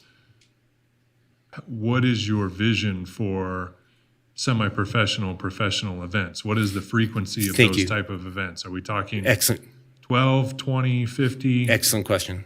Certainly. So on the men's side, it's a 40-game season, 20 games away, 20 games at home. So that's a minimum of 20 in-season games for the men's professional soccer. With the potential for how many spectators? Potential for 5,000. Okay. Okay. On the women's side, also 5,000, same scenario, 40-game season, 20 home, 20 away, and the potential for up to 5,000. Now, we would know well in advance when we hit that because it's an online ticketing system that tells you, well, how many season tickets you have, how many tickets have you sold, and, is it going to get triggered or not, but then in the semi-professional level, maybe we don't trigger 5,000 people, but because this is a community and this is the biggest city in the world, and because of the following that this sport has, and everybody is looking to have their children step up the ladder, well, the way to step up the ladder is that semi-professional team, the second team. Well, maybe the ambition is to have a full stadium for the second team too, because they're the kids that grew up here to playing here and competing here. And talk to me about what the semi-professional team looks like. Those are a little less. You have maybe 15 home games and 15 away games. Those seasons are broken up a little bit. You don't have to participate in those every single time, but generally you're expecting for 15 home games and 15 away games. I think I didn't really say this, but then you have, and you have that on the men's and the women's side too. So potentially between men and women semi-professional, you've got 15 and 15. On the full professional, you have 20 and 20. That's the regular season. Then you could have, if the team does well and you go to postseason and you're in the playoffs and the city should be celebrating this, we have to provide the facility to do this. So that's where the frequency comes from. But outside of the semi-professional sport, and the professional sport, it's more of a community park, but you've got to be able to provide that North Star too. With soccer, the sport, and all the kids invest and the families investing their time, their money from 6 years old all the way through high school. I don't know if you guys have kids or not, but it's a commitment. But it's a commitment that's a dead end if you can't provide that thing called pathway. And that's what this facility is going to do. Understood. The questions that we're asking and the conversation that we're having are not necessarily contradictory to what you're talking about in the need for the facility. I mean, I think you've really demonstrated clearly in the comments that we've received from the community really demonstrate the need and the opportunity that we have with this facility. What we're tasked with is making sure that the facility is compatible with the community, with our code, that we have the infrastructure to support it. So that's why I'm asking kind of specific questions. Well, Commissioner Gower, I want to ask one more specific question, and then I'm going to turn it back over to the chairman. I want to ask, with the semi-professional games, what does the spectator turnout look like for those events? We've had as many as 500 people show up to a game in Douglas High School. Okay. And that's asking people from Reno to go down there. Okay. And there's a lot of guys that said, and families said, I can't make it because it's too far away. So, but I'd like to comment on something you brought up, Commissioner Gower. I've lived here for 40 years. I've seen Reno grow fantastically. I drive north and south and east and west in Reno every day, just like you guys do. There's no more land. And I was speaking to a prominent business hospitality person. I won't share his name, but his comment I think you'll find striking. As I told him the story that I was basically telling you, he said, "You know what you should do, Mark? You should take your soccer complex and put it out in the middle of the desert where nobody cares." And I thought to myself, man, you don't get it. You're talking about families that moms and dads, soccer moms, dads that have to show up every day after week. And they don't want to go to a place where nobody cares. You don't want to take the thing that could be the energy of our community. What defines our city right now? I go skiing in Tahoe. I love Mount Rose, and I raised my family here, but I got choked up because I had to send my family away. We appreciate you, Mr. Adams, very much. What you're saying is very sincere, and there's no doubt about what you're saying. Let us kick it back for some more questions so we can keep the conversation going on some key topics. I'm going to give a chance to Commissioner Velta, who gets lost a little bit virtually. Did you have any questions right now, my friend?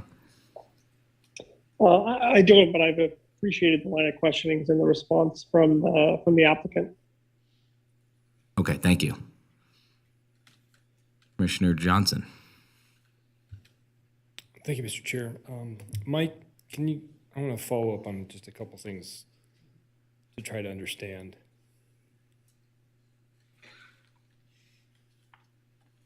So I thank you for the explanation in terms of the condition in that. I guess what I'm trying to wrap my head around is I understand this concern about the traffic study and everybody wanting to review it. But I guess what I'm also trying to understand is how whatever the findings are from that traffic study are fitting into what we typically are dealing with here, which is a level of service based on peak hour traffic.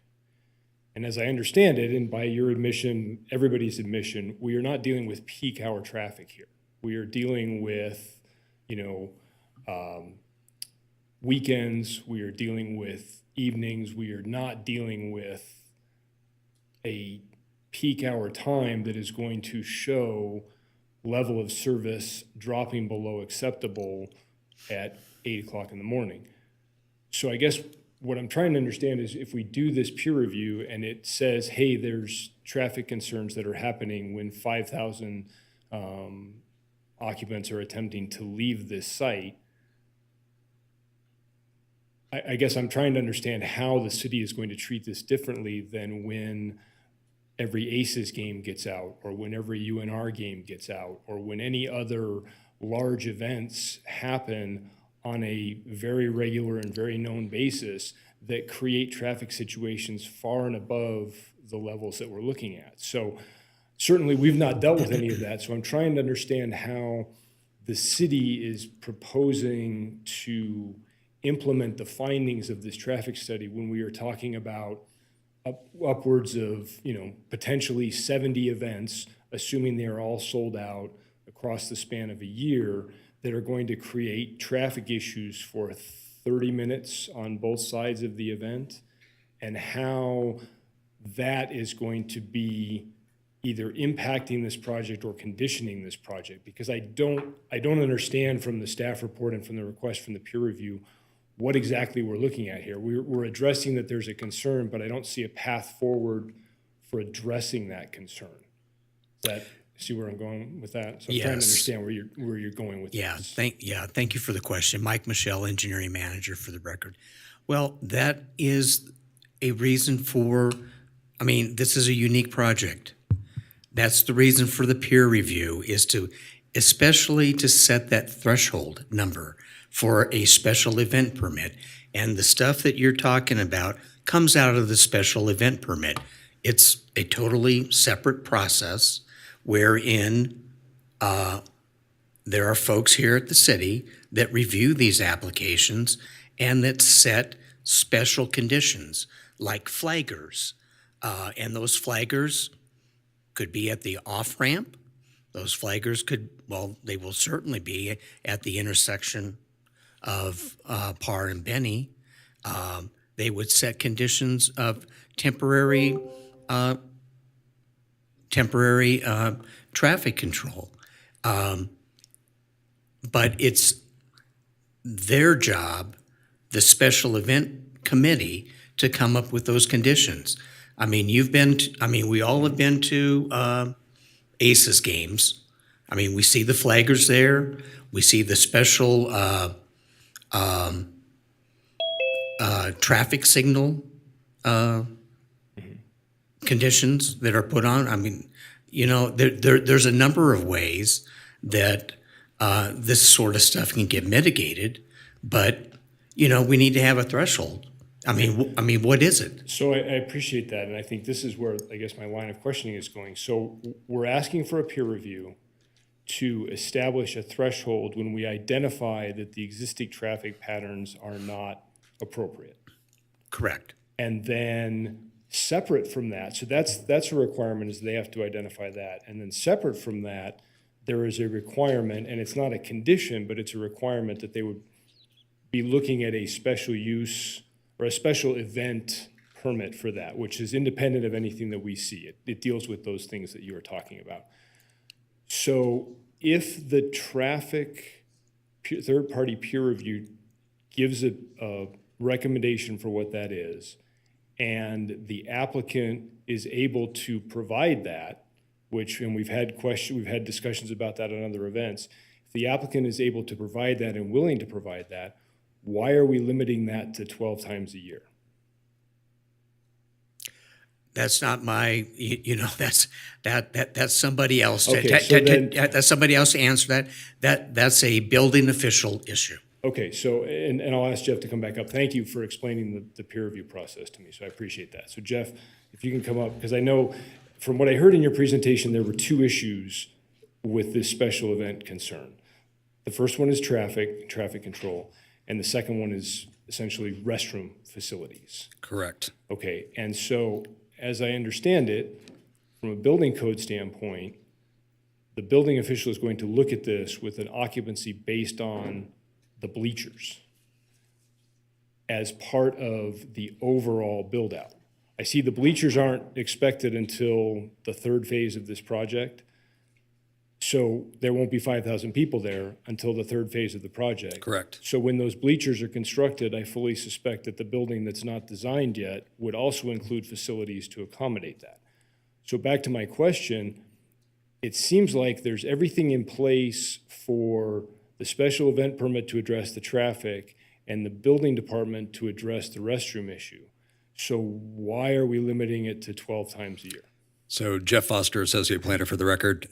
So back to the overall theme here. As you point out, Commissioner Johnson, the project can go forward with the fields, the flat fields, right? The fields, the futsal court, the pool, things like that, without having any traffic impacts that would trigger the traffic controls. So that's the peer review of the traffic study would move the analysis down the road in terms of when those actual special event permit requirements would take place. So staff is not recommending or suggesting that the commission not approve the project. What we're simply saying is that with regard to traffic, we feel that a peer review of the traffic study is important to establish the actual threshold, whether it's 2115 as came out yesterday, 900, 3850, we have no idea. So what we're asking for is a peer review of the traffic study to establish an accurate threshold at which special event traffic controls would be necessary. So that deals with the traffic.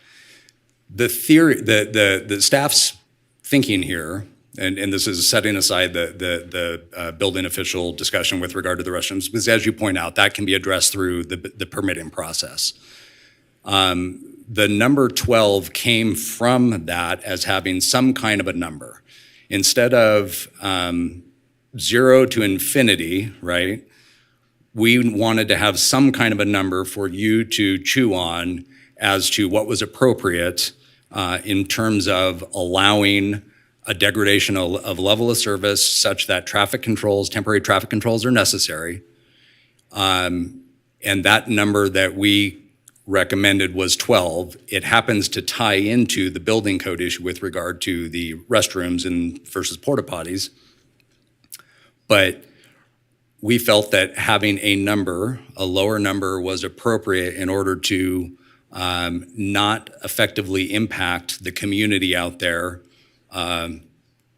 essentially an infinite number of times. I mean, I'm exaggerating for emphasis, correct? But the 70 times, is it 70? Is it 38?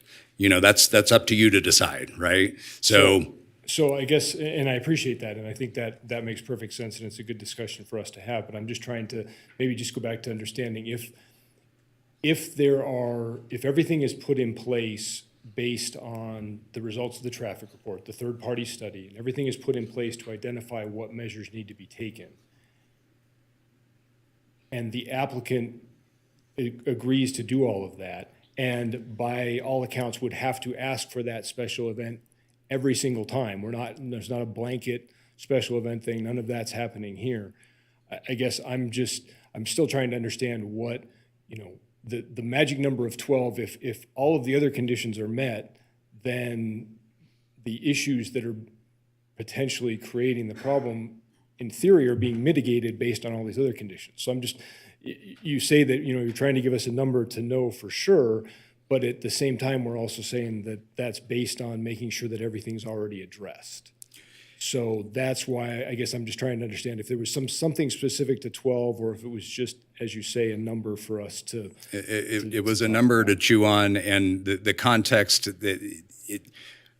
yes, in theory, the traffic can be mitigated through temporary traffic controls, flaggers. And by the way, those flaggers have to be certified, and, it's the whole, they can't hire, their cousins kind of a thing. So the staff was concerned on behalf of the motoring public and the people that live in the adjacent residential uphill from the site, essentially trying to limit the amount of times that they are potentially affected via inconvenience, traffic controls, things like that. Okay, thank you. I can appreciate that. And I guess then just the last follow-up to that is if we go through and this is approved with a condition in there for 12, and certainly hearing from the applicant, there's a desire to build this, and it's the number that's max is not being driven by current experience with these events. It's being driven by a third-party entity. So it seems like there's certainly some room for growth to get to that point. But if we set a limit at 12 or 15 or 20 or 70 or whatever that number is, and they reach a point where that is something that they are going to exceed, what is the process? Do they have to come in and amend this conditional use permit similar to what we heard earlier this evening? Correct. Okay. Yep. Thank you. Thank you, Mr. Chair. Thank you, Commissioner Johnson.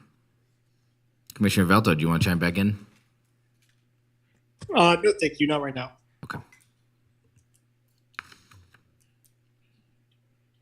Commissioner Gower. Thank you, Mr. Chairman. So, question for staff. So we see on projects that generate traffic, required improvements to intersections. Why was that not considered as part of this? So I will obviously defer to the experts on traffic in general, but I did want to point out that NDOT in their 11th hour email to me yesterday indicated that, as I believe Mike Michelle indicated as well, that the intersection, the off-ramp, the Parr Boulevard 395 interchange is eventually planned to be signalized, or is planned to be signalized. So that part of the overall situation is already in the works, so to speak, right? But as far as kind of other improvements that might be necessary, I will certainly defer to engineering staff on that. Thank you. Mike, the specific question is opportunities for intersections and intersection improvements, particularly at Parr and Benny, that would mitigate some of the concerns that we're talking about and potentially reduce the number of special permit requirements, special event permit requirements because of traffic at that intersection? Mike Michelle, engineering manager, for the record. I would expect the traffic study, this final study, to address that particular issue, especially line of sight issue. And if that final traffic study shows that there's a line of sight issue, I would expect improvements to be made. I would expect this applicant to make those improvements.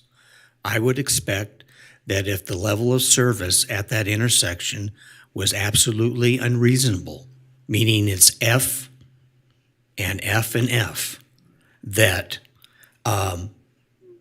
something be done at that intersection. It could be right in, right out. But there's a number of things that could come out of that final traffic study. And again, given the unique nature of this project, I ask respectfully that it be peer reviewed. And I guess, Mike, I don't know if this is, it's probably more into discussion, but a question for you. I mean, it's a little bit unorthodox, and I understand it's a little bit different project than we normally see. A lot of times to make a decision on issuing a conditional use permit, we have that type of information available to inform our decision. So I guess I'm a little bit concerned with the results of a third-party study essentially being conditioned and then just moving forward from there versus getting the results of that study and having it come back to the commission to inform our decision. I understand what you're saying. Jeff Foster, Associate Planner for the record. Commissioner Gower, I think the conundrum staff found ourselves in is when we were evaluating this application, we asked for a waiver of time in order to have additional vetting of things like the traffic, sewer, et cetera, et cetera. That waiver of time was not granted by the applicant, and we were requested to move forward as quickly as possible. So as a result, some things like the traffic study effectively got kicked down the road. And it's an unfortunate situation because, as you point out, that's not the normal protocol.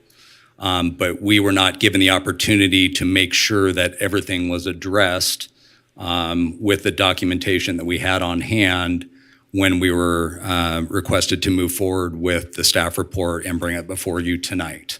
As a result, we crafted conditions that we felt limited the city's exposure and put proper precautions in place with caveats and clawbacks and things like that, where we could make sure that essentially if you approve the project tonight, that you're not left with something down the road that is not satisfactory.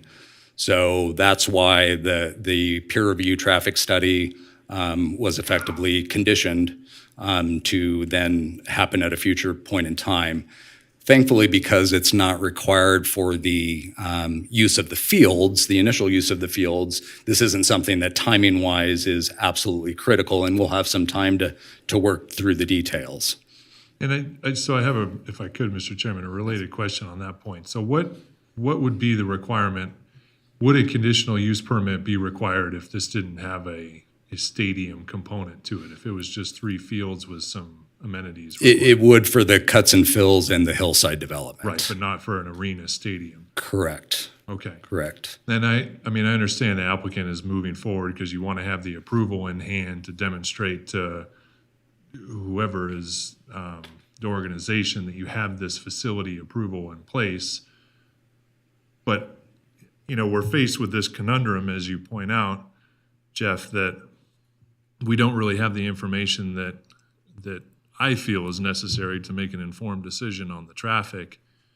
There's the opportunity to essentially move forward with the approval of the project minus the stadium component, and there's no traffic issues there, and come back for a secondary conditional use permit for the arena and the stadium piece, right? Is that an option? I suppose, Once we yes. have more information? Yeah. Okay, I just wanted to get clarification on that. Thank you, Mr. Chairman. Thank you, Commissioner Gower.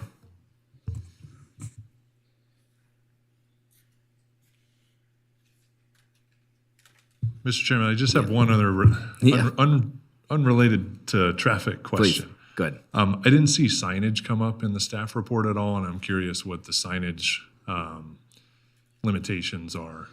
So the ME zone, as far as wall signage, allows a certain amount of wall signage based on the gross floor area of the building. And so there would be, and I don't know, unfortunately, I don't know the numbers specifically, but it would be based on the GFA, the gross floor area of that clubhouse, the approximately 30,000 square feet. So there would be a certain amount of wall signage that would be allowed. They're also allowed a monument sign. And so that would also be proposed. The applicant, I know, provided information to us on what they were proposing, but we didn't look at it at a kind of a building permit level, figuring that that would be addressed at the building permit phase. So yeah, it wasn't, it didn't rise to the level of you know, needing to address at the staff report level, we felt. So anyway, does that answer the question? I think so. Okay. Yeah, I mean, I have no visual necessarily of what the signage could look like in terms of square footage. I'm assuming there's no digital signage, or would digital be allowed? So whatever code allows is what the applicant would propose, and we would permit as allowed by code. So that's why I'm saying we didn't analyze it at a level of what you would eventually analyze at the building permit phase. Thank you.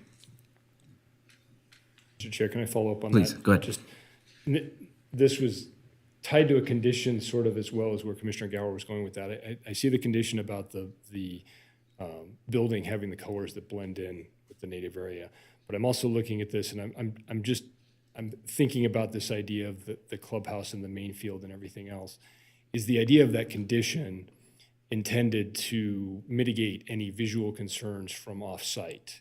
And I guess where I'm going with is, if you're on the field or you're in the bleachers and you're looking at what is proposed as a clubhouse that's not facing the street, and I'm envisioning that there's team branding, there's colors, there's signage, there's advertisements, there's all of those things that are facing the field and not the highway. Where does that fit in this, both this condition about the colors and this potential signage issue, if they're not visible from any place off-site? So traditionally, non-marketing based signage, if you will, right? If it's internal to a site, is not considered as signage regulated by the code. I think it's a little bit up in the air as to whether or not, I think one of the graphics shown was the scoreboard and, some kind of advertising on the scoreboard. It's a little bit up in the air as to whether or not that would be considered signage.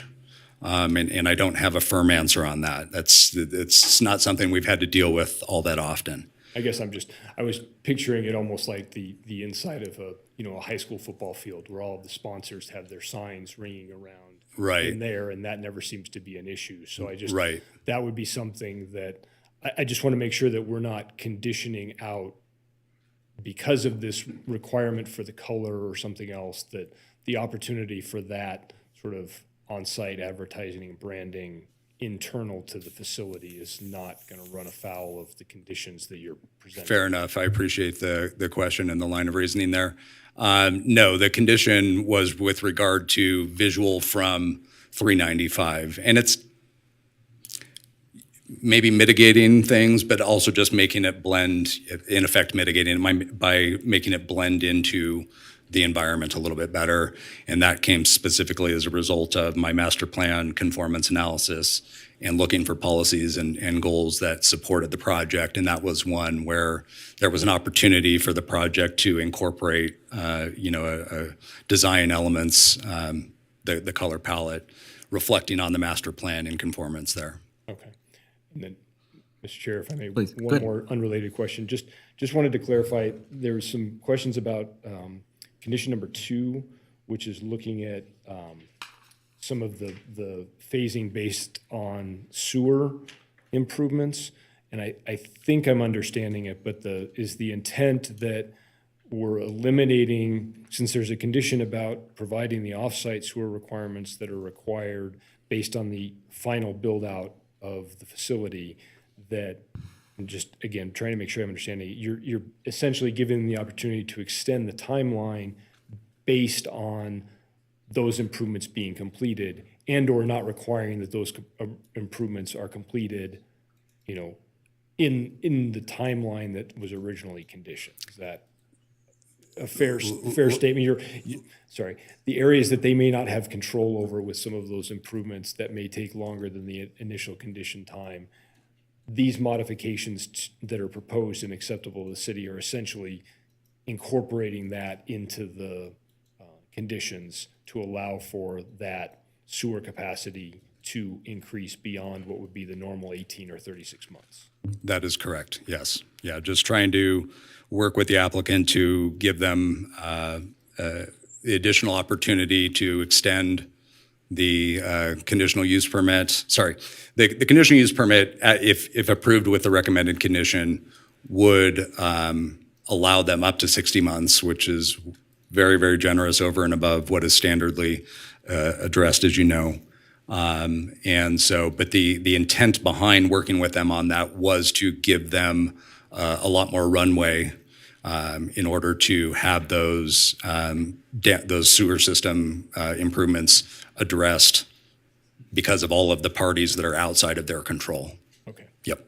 Thank you. Appreciate that. Thank you, Mr. Chair. You're welcome. Jeff, I have a quick question for you. Sure. Just a small thing. In regards to lighting, and I haven't been a part of a project, I don't think, with this much lighting so close to a highway. So just clarification's sake, in regards to it being 8 o'clock on a Friday and someone's driving south on 395, what does that line of sight look like? Is that going to be a distraction? Is it an issue? How did you guys assess that? So that was one of the issues that we weren't able to determine with our in-house resources, if you will, and that's why we provided that condition requiring the glare analysis. Yeah. That, to my knowledge, the applicant is fine with. But that would allow someone who is a professional in the field to address the potential impacts there.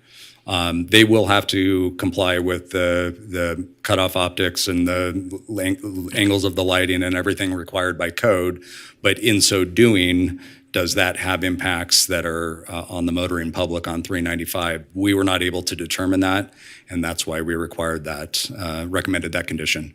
So the glare analysis ultimately can be mitigated. We got issues with how it's set up. The glare analysis provides solutions and it can be solved. Yes, that would be the intent. Okay. Yeah. Thanks. And yes, exactly. Yeah. Okay. Commissioner Velto, I know you're out there. Oh, yeah, thank you. No questions right now. I have some more thoughts for discussion. Okay. Commissioners, any more questions unless you guys would like to move into discussion? Commissioner Velto, why don't you slide us into discussion, buddy? So I kind of want to talk about the line of questioning that Commissioner Johnson was asking and the limit on the number of events. My impression is that there's a limit on the number of events because there's a building code requirement that says you need to have certain facilities. I understand Commissioner Johnson's line of questioning and what came out of that to say that there'll be a point in time where they'll be compliant and avoid the issue. So we wouldn't necessarily want to put a condition that prohibits them from having more than 12 events going forward. But would it be possible to condition it that they couldn't have that number of events until a certain point in time that we'd be able to say what an event would happen? Is that kind of what you were getting at, Commissioner Johnson, or is that, I guess, do you have thoughts on what I just said? Thank you, Commissioner Velto. Yeah, I think you're aligning with kind of where I was going with that, is that there seems to be some safeguards in place that are going to be required at the same time or simultaneously with the full build out of the site that would address the concerns that the limitation on the special event amount. In other words, that the limitation is there for things that aren't currently in place, but those things have to be in place in order to meet the thresholds that the special event activity is, or the special event limit is for. Did I answer your question, Commissioner Velto? Yeah, yes, that helps. And I'll slide into, because I think just to that point, I guess, I'd love nothing more to have a community see something like this, and he nailed it with calling it a North Star. And it's about getting it right and doing it the right way, and not only for the impact of the neighbors and everything else and all the motoring public on 395, but ultimately I've kind of heard from them that there is a point to where if we are conditioning them so much, we won't have a successful complex. It won't be able to meet its greatest goals. And so we got to decide when it's meeting its greatest potential, are we compatible with everything else? And I kind of agree. I guess my point is, if we feel like they meet their potential of 70 events of 3,000 to 5,000 people, whatever it is, how are those being handled? And are we not hamstringing them right here in this room and giving the ability to, work with city and go from there? So those are just my thoughts. I want to see this succeed. I think we need it, but we need to take care of everything else in place. So I feel like we kind of covered that quite a bit.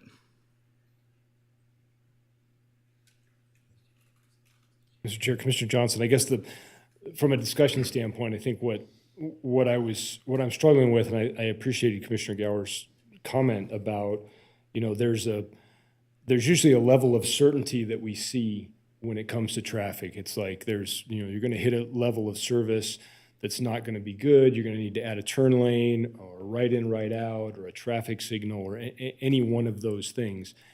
And they're usually based on a very, a tangible way for us to understand. It's a facility that people are going to be, apartment complex, people are going to be leaving it in the evening, or leaving in the morning and coming back in the evening. We know when the traffic flow is going to be. We know that it's going to be constant 5 days a week and then limited on the weekends. This is a situation that's not at all like that. And so I appreciate staff's, apprehension at, committing to any of that. But I guess I would also maybe look at just trying to understand what how exactly we're wording this, because we've got a requirement that requires this additional third-party review or this additional traffic study that's going to come out with requirements that are there. But we're not specifically saying in our conditions that, this is what the applicant shall do. The applicant shall be required to comply with the study, or the applicant shall be required to, provide whatever. We don't know what those special events things are going to be. So we're almost, as you say, hamstringing the project in the sense that, we're telling them that they have to do this third-party review. We're telling them that they have to comply with whatever that is, but we don't know what that is, and we don't know really how that incorporates into anything else that's going on. So I have a fundamental issue with kind of where that's at, and I don't know what the resolution is, I think, to Commissioner Gower's point. And I think that's, Commissioner Johnson, I think that's my issue too, is that we're being asked to make a decision, and the decision is based on a set of conditions that is pushing the generation of information that we would normally get as part of our decision-making further down the line. So we're being asked to issue a conditional use permit. I personally don't have an issue with the cut and fills or the hillside development, but the arena stadium component, I mean, I'm hearing from staff that they don't know about traffic, they don't know about glare, the signage question. I mean, Jeff, I understand that we can reference code, but I don't have that analysis in front of me to be able to reference what that looks like to make my decision right now. So I just feel like we're putting the onus on the applicant through these conditions to generate information that staff can use to make their decision, but it's in a way essentially circumventing our decision-making process because we don't have any of that information at our fingertips to really make an informed decision, if that makes sense. We're putting it all into conditions at this point, and I'm just frankly not comfortable with that. I mean, I want to see this project move forward, I think, as much as anyone else in this room. Maybe not as much as you, Mark. I know you want to see it move forward more than anybody. Could you come up to the microphone, please? Mr. Chairman, I'm happy to hear out. Okay, Mr. great. I was going to Mr. ask Reno. if you wanted to continue, but Commissioner Gower, I very much appreciate that. You're thinking you may not have the actual information, but Chris has the information, and it is in clear format. And if you give him a moment, let him please share that with you. And can I just interject? Can you state your name for the record, please? My name is Mark Reno, the applicant. So traffic is one issue. I know you have that information. I know you've included it in the staff report. My concern is that staff is saying that they're asking for a third-party review of the information that you've provided that would generate an additional set of information further down the road from our decision-making process. Traffic is one component. There's the outstanding issue of the special use, special event permits in terms of how many should be issued and how many shouldn't. I don't know that any of us know the right answer to that question. There's the lighting component that the chairman answered that staff wasn't able to answer. And there's a question relating to signage that we can't answer. There's a design component related to restrooms that can't be answered. I mean, those are pretty fundamental questions to our decision-making process that we just don't have the answers to right now. And I mean, we can go through the traffic study. I don't really want to do that right now because that's only one of 5 components for me, Mr. Chairman. thank you, Commissioner Gower.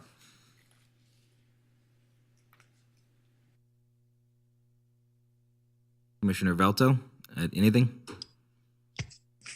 This is a tough one because I hear what Commissioner Gower is saying, and there's a lot there seemingly is some uncertainty, but this is a project I think we all want to see happen, and that's what makes this so difficult. Is, if this is a project that ends up if they have the success that they want, and we have 50 events a year, that'd be incredible. That'd be really good for the community.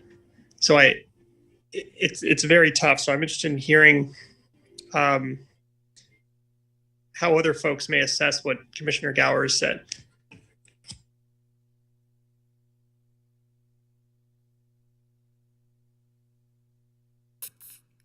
Can I just ask why the applicant declined staff's request for additional time to get this information? Opportunity knocks. My name is Mark Rado, I'm the applicant. Opportunity knocks today. And in a few ways, opportunity knocks. There's suitable land that has reasonable access, reasonable visibility, but more so, and you actually asked about bifurcating the fields to the stadium idea or the arena idea. Well, it doesn't work that way, okay? It doesn't. If you just want another county park, you're gonna get a county park, but you're not gonna get the North Star, Commissioner Drakulich. You need the North Star. It doesn't work without the North Star. Well, I'm not the guy that hands out those opportunities. I just was there to pick it up and run with it. And I bought a piece of land that this can work. But the U.S. Soccer tells me when there's an opportunity, and they want to expand.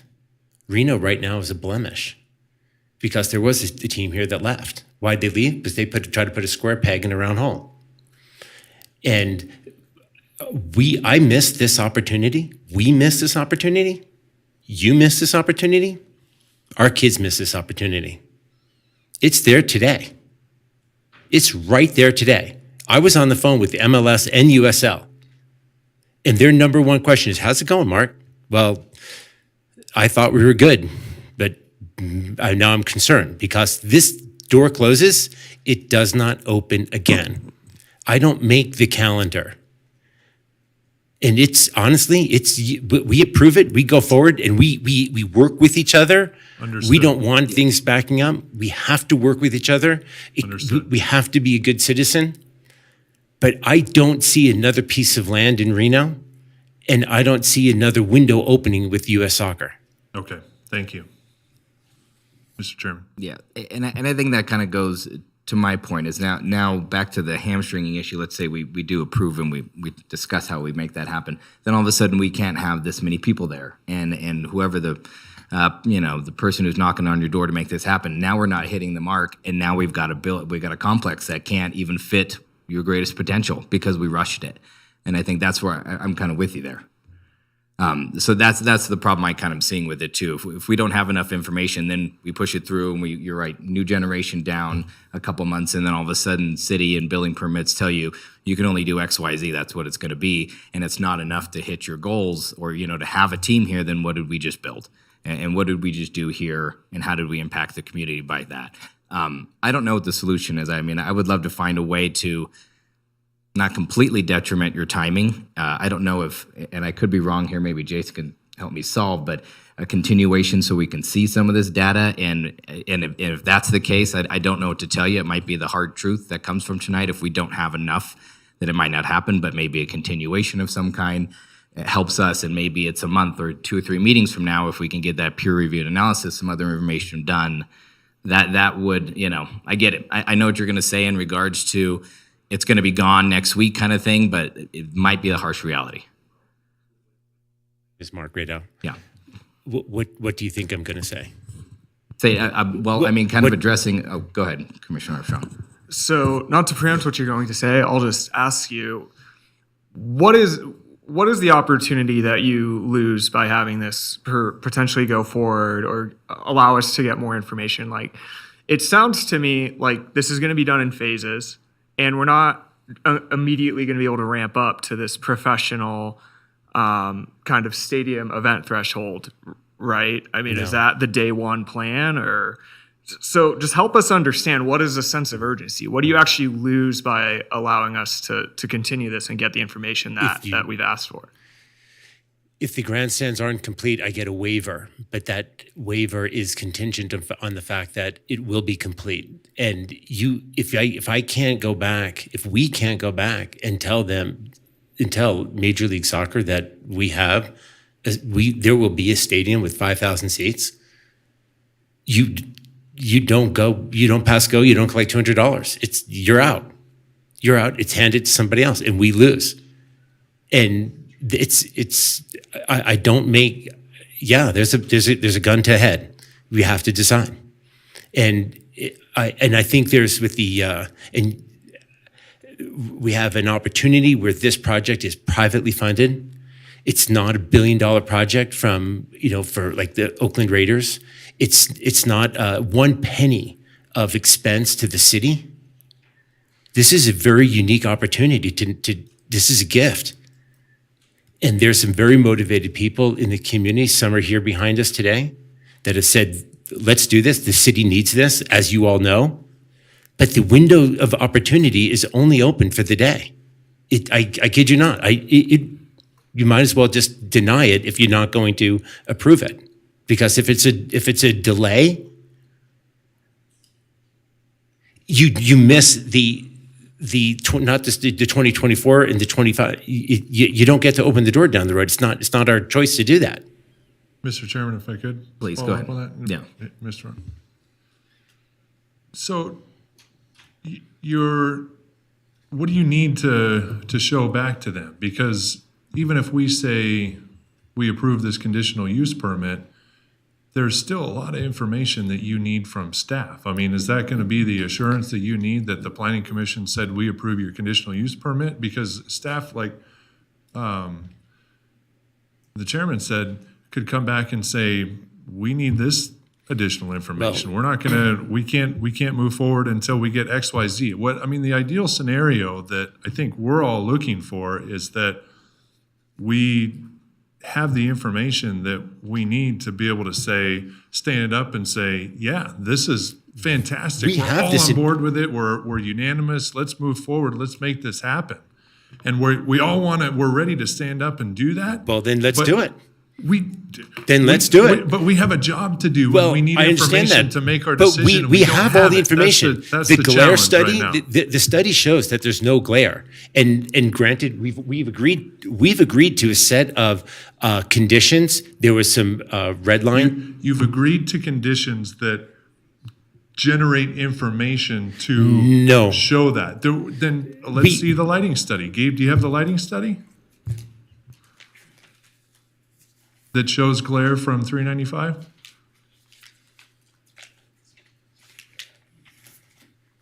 Maybe we're not asking the right questions. Yes, we have the lighting study. We've done the sound study. The signage issue, not a major issue. Whatever the code allows us to put on the building, that's fine. Okay. Because we're more concerned about what's happening internal, like Commissioner Johnson talked about. I think it was Commissioner Johnson.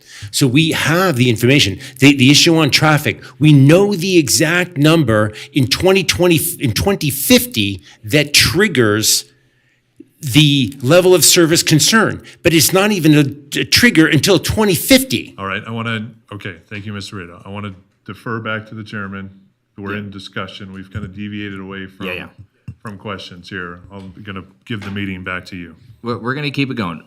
Well, Jeff, if you want to come up, but Mr. Garcia has some potential solutions for us or paths forward that we can start discussing. So, I think the commission sees where staff's position is and was. As far as kind of a path forward, the proposal before you, we conditioned it in a way with the materials that we had, that we were comfortable with, that hopefully with mitigations in addressing traffic impacts and other code requirements would allow this proposal to move forward. That being said, that's option one, so to say, is the proposal before you with the staff accepted conditions, as well as the modifications proposed by the applicant that staff has accepted. That's option one. Option two would be to continue it to a future date to address some of the issues that have come up before or with discussion tonight. Jeff, did you have anything to add to that? I did. Jeff Foster, Associate Planner for the record. Two things. One is, Commissioner Gower, I appreciate your line of questioning on the lighting issue. It was you, right? I've lost track already. Multiple people. Okay. I don't think that's an issue so much because the NDOT's email that came in yesterday did say that they had no concerns about the glare on 395.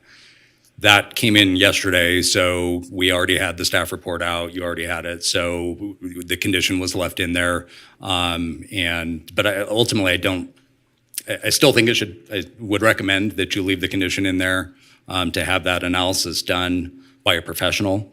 But NDOT in their relatively quick review, said that they did not have any concerns on the glare issue. With regard to the traffic study, Mike Michelle has given me a potential condition that perhaps we could wordsmith, but effectively that the traffic study and the improvements identified in the traffic study would be implemented prior to a phase wherein they would be necessary. So I know it still kicks the can down the road a bit in terms of the actual analysis, but in terms of addressing potential, not necessarily required, but potential physical improvements, that the condition would be such that those improvements would have to be made in order for that subsequent phase where they would be necessary. Do you see where I'm going with that? So a potential opportunity there. Go ahead, Commissioner Armstrong. So thank you for that extra color. Look, I want to be solution oriented about this. It's one of the most popular public support projects we've seen. I've only been on since November, but I haven't seen support like this for anything in my short time here. So I understand how important it is. So I'd prefer not to continue it. It sounds like there is an impetus to get this thing moving, but I would be comfortable with the condition that you just laid out. I'm happy to have some subject twos and moving the can down the road if that helps us at least make some progress. But I don't want to deviate any further from what city staff has signed off on. So I would support, basically what we have in front of us with the caveat that, any improvements required to facilitate the stadium ramp up would be completed.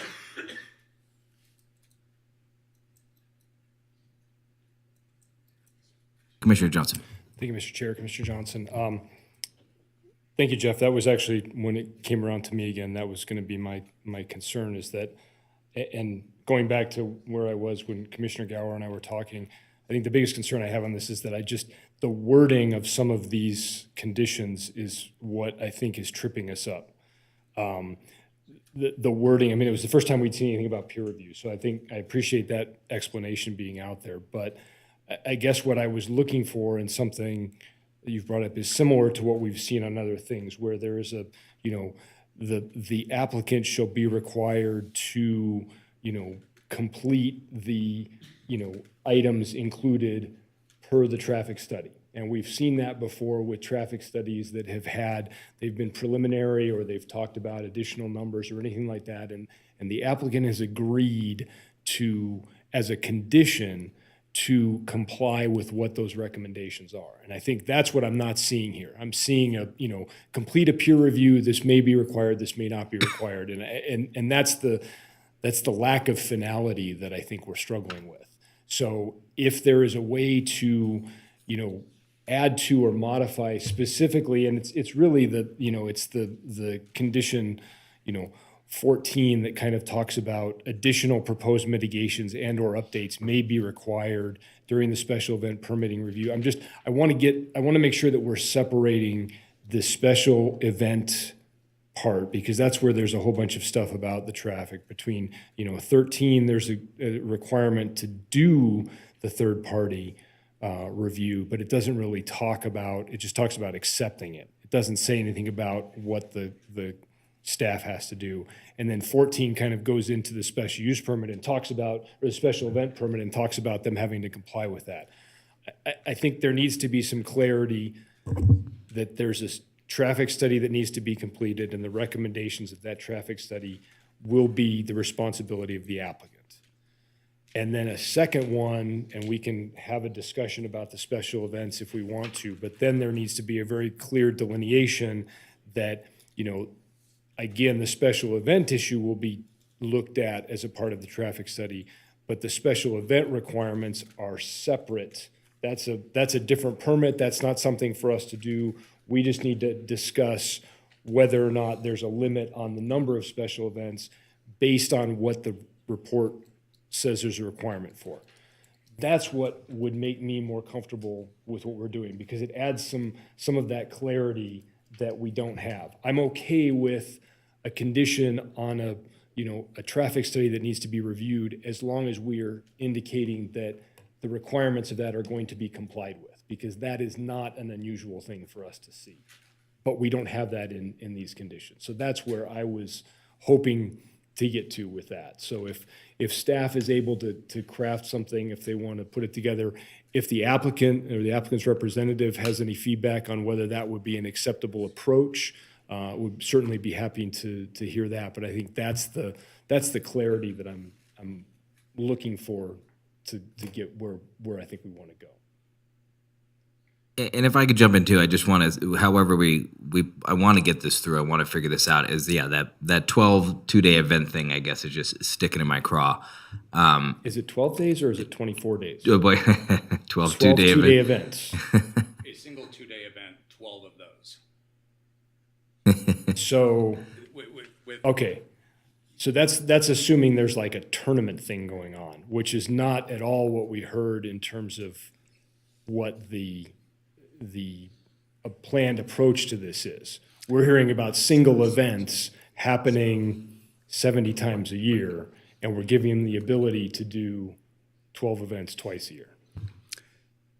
So Jeff Foster, Associate Planner for the record. The 12 two-day events was based on the thinking that these larger events would happen over the weekend, i.e. Saturday, Sunday, hence the 2 days, and that they would cover the single large games, MLS, or a tournament that happens to trigger the threshold, and anything in between, right? So anything that triggered that, whether it's 2115 or whatever the final number ends up being, that at that trigger, any event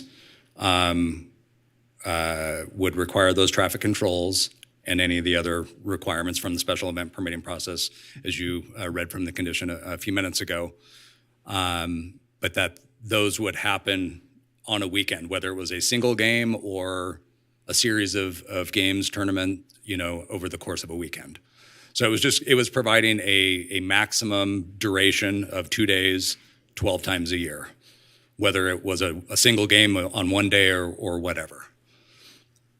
So, and again, just to give the commission a number, something to consider, because we were struggling too. How many?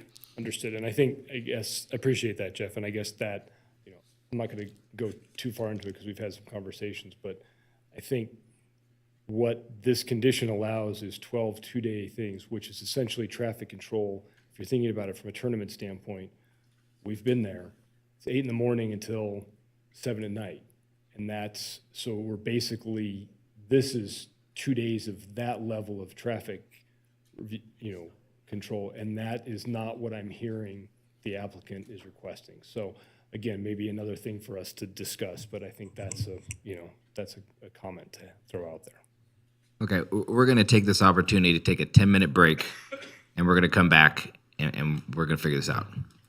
So we'll be back at, I'm seeing 9:44 or 8:44. Yeah, oof.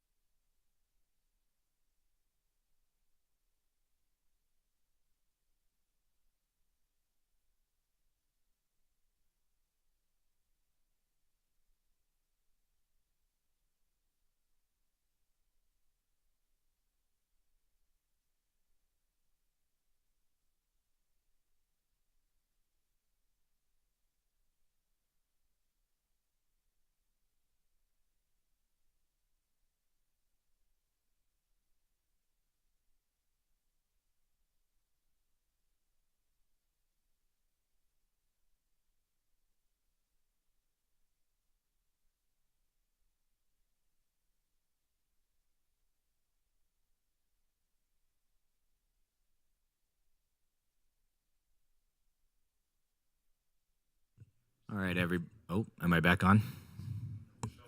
Oh, Michelle.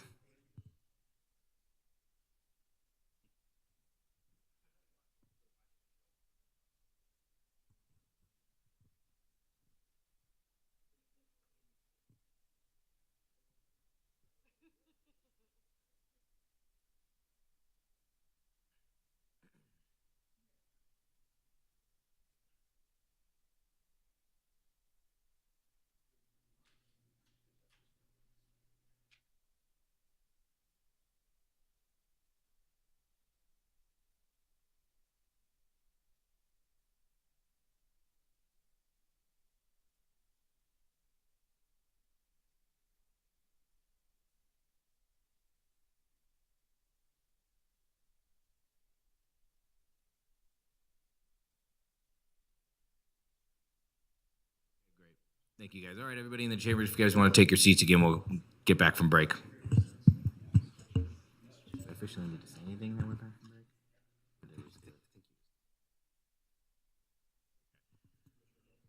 break? Commissioner Velto back in with us? Yes, sir. Okay, good to hear from you, friend. All right, we're going to kick it back off, and we are going to start with Mr. Garcia's conversation. Feel free to go ahead. Okay, so thank you, commissioners, for the discussion tonight. To address some of the comments and discussion, staff has looked at condition number 13, and I'll go ahead and read that.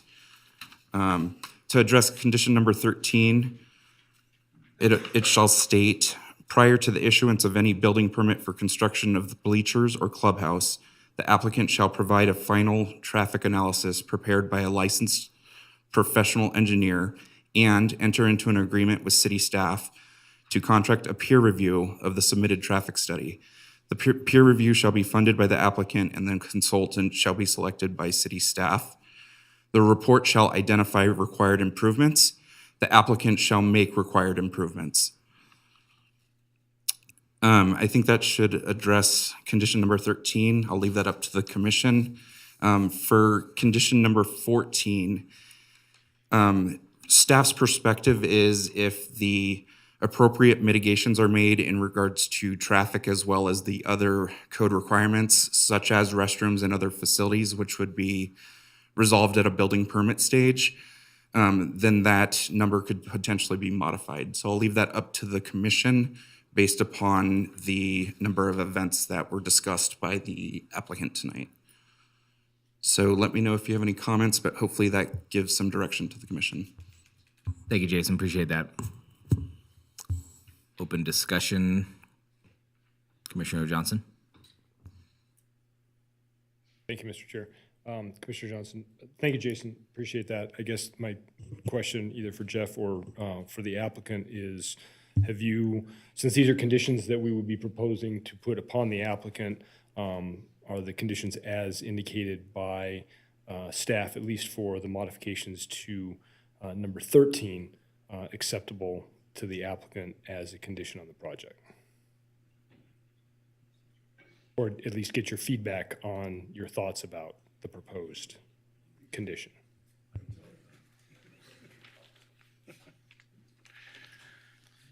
Go ahead. Give me your Here. Thank you, Commissioner Johnson. Mark Raydown for the record. I just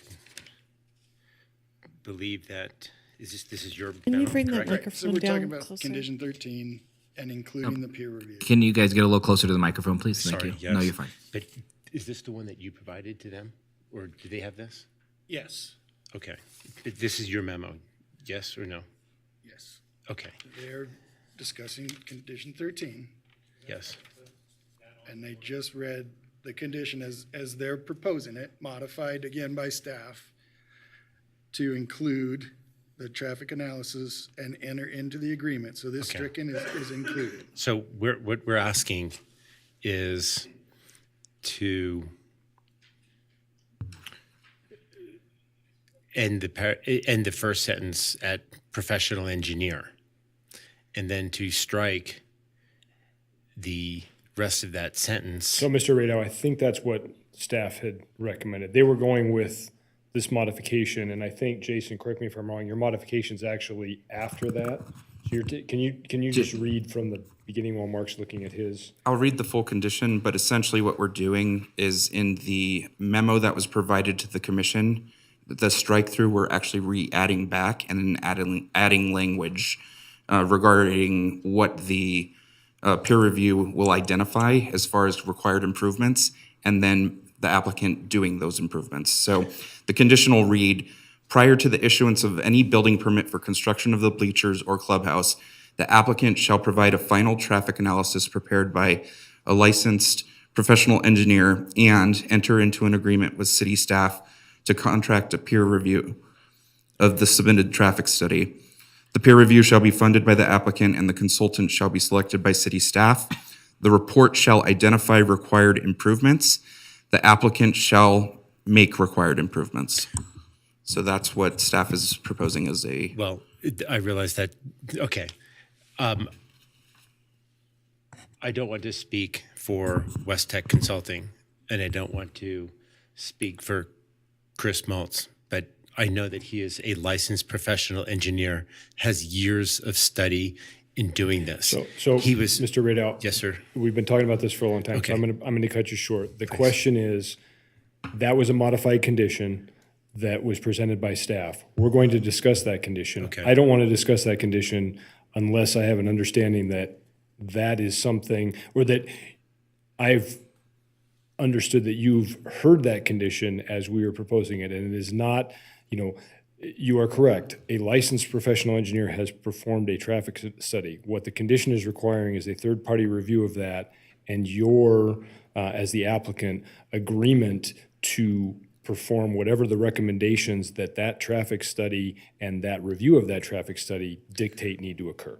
Well, okay, I understand that, but I don't follow what you're saying, Mr. Johnson, is that this unknown third-party engineer, that their unknown recommendations all of a sudden they become the final authority as to what is required for this particular site. Okay, so that, So I I don't know why we're punting from one party to another party. I appreciate that. You've answered my question in terms of that. So we understand what is being proposed by staff is addressing our issue about the uncertainty of where this is going to go.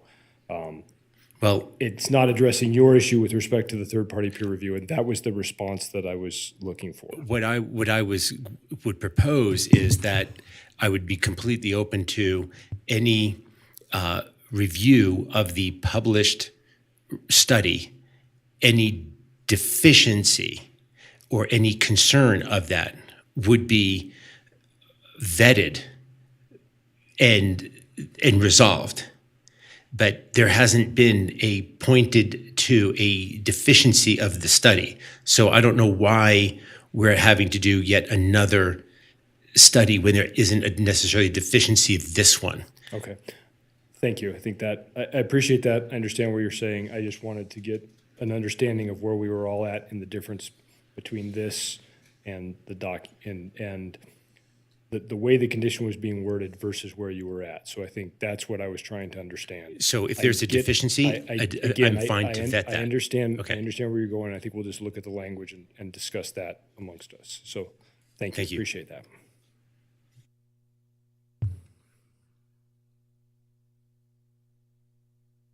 So I guess bringing it back to the condition, I think the biggest question in my mind, Jason, and that was at the end where we were specifically requiring conformance with the traffic analysis. So I think that was the key thing. If I'm understanding the condition right, we have a traffic analysis that has been completed, that staff is requiring a third-party review of that, and from that review, there will either be agreement or modifications to what's included in that in order to have a report that staff will review and that the engineers from the traffic side will also review, and that there will be some outcome of that in theory is agreed upon by staff based on the recommendations. I'm going to say yes to that, but I am going to look at our engineering manager.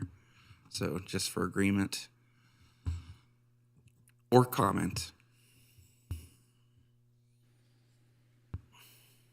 And Mike, appreciate you coming up. I think that Mike Michelle, engineering manager for the record. Thank you, Mike. Ultimately, I'm just trying to understand here. You're not asking for another study to be done. No. You're asking for a review of the existing study. Somebody to look at it other than city staff to look at it. We do third-party reviews for many things.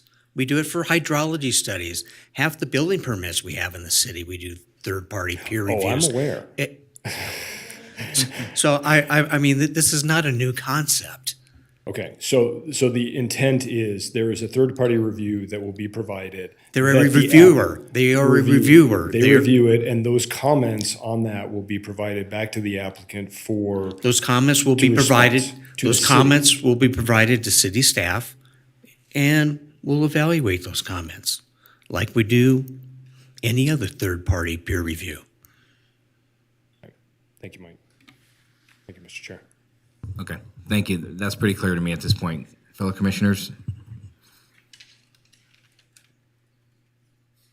So, I mean, that, Commissioner Gower, for the record, that makes sense with condition 13. I feel like condition 14, there's still a question in my mind. I get the first part of the condition talking about the peer review study will determine the number of special event permits required, but I'm still questioning why the condition includes a cap on the number of special event permits and if it needs to in a year.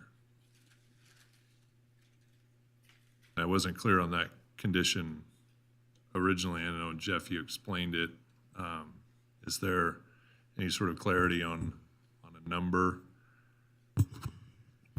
So, Jason Garcia-LeBoux, for the record, staff tried to come up with that number, and that's where we got that 12, as Jeff explained. Your commission has the authority to modify that number. Staff would be comfortable with that number being modified. We don't have a number at this point based on not having the information. But if the code requirements are met as well as the traffic mitigations, staff would be comfortable with that potential change or modification to that number. Does staff feel that there needs to be a number there? Well, the commission can ultimately require to remove that number, but that would essentially allow unlimited events. So I don't know if staff would necessarily be comfortable with that without having kind of further information on traffic analysis and other information at this time. Thanks, Jason.